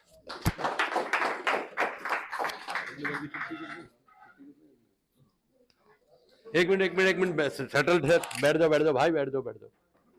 दोस्तों कैसा लगा सेशन? बहुत बढ़िया, दिल से। दोस्तों अभी भी मार्केट में एक ऐसी कंपनी है, कुछ फ्रॉड चल रहे हैं, मैं आपको बताता हूं। वो कहते हैं कि पहले दिन से आपके सारे क्लेम सेटल होंगे, कोई भी आपकी प्री एग्जिस्टिंग डिजीज है वो भी कवर होगी। ऐसे लोगों ने क्या कर रखा है, फ्रॉड कॉर्पोरेट कंपनी बना रखी है। आज आपने बोला मेरा मेडिक्लेम करा दो, आपको किसी XYZ कंपनी में वो एम्प्लॉय दिखा देंगे, और उसमें उसके अंडर कॉर्पोरेट पॉलिसी उन्होंने ले रखी है, और पहले ही दिन से आपकी प्री एग्जिस्टिंग भी कवर है, सब कुछ कवर है। उसमें क्या होता है, जब आप बड़ी पॉलिसी लेते हो ना, कॉर्पोरेट पॉलिसी, उसमें आपका प्रीमियम भी कम होता है, और जब आपने बोल दिया पहले दिन से सारी चीजें कवर है, उसमें एजेंट घूम रहे हैं मार्केट में, और इतना बड़ा उनको टारगेट देते हैं, आपको दुबई घुमाएंगे, आपको ये घुमाएंगे, सारी चीजें हो रही हैं, लेकिन हमें उन चीजों को नहीं देखना है। आप जो काम कर रहे हैं आपको अल्टीमेटली पता है, वो जिस दिन फ्रॉड पकड़ा जाएगा आपका क्लाइंट तो आपको पकड़ लेगा ना, क्योंकि उसमें हमेशा क्लेम आते हैं, क्योंकि 3000 एम्प्लॉय दिखा रखे हैं, उन्हें काम करते हैं। आपका एम्प्लॉय कह रहा मैंने तो 5 साल से क्लेम लिया ही नहीं, कभी उस पॉलिसी में कभी एनसीबी नहीं मिलेगा, कभी कुछ नहीं मिलेगा। तो आपको जो काम करना है ध्यान से करना है। वो पॉलिसी कभी पोर्ट भी नहीं होगी। हाँ, वो पॉलिसी पोर्ट भी नहीं होगी। कितनी अच्छी बात बोली है। तो हर चीज को ध्यान से आपने काम करना है, जो मार्केट में चल रहा है, बहुत चीजें चल रही हैं। तो दोस्तों बहुत बढ़िया सेशन आज आप सर ने दिया, और आप सब लोगों का बहुत बहुत धन्यवाद। एक बार खड़े होंगे हम जनगण मन के लिए। जनगण मन अधिनायक जय हे भारत भाग्य विधाता, पंजाब सिंध गुजरात मराठा द्राविड़ उत्कल बंगा, विंध हिमाचल यमुना गंगा, उचल जलज तरंगा। तब शुभ नामे जागे, तब शुभ आशीष मांगे, गाए जब जय गाथा, जनगण मंगलदायक जय हे भारत भाग्य विधाता।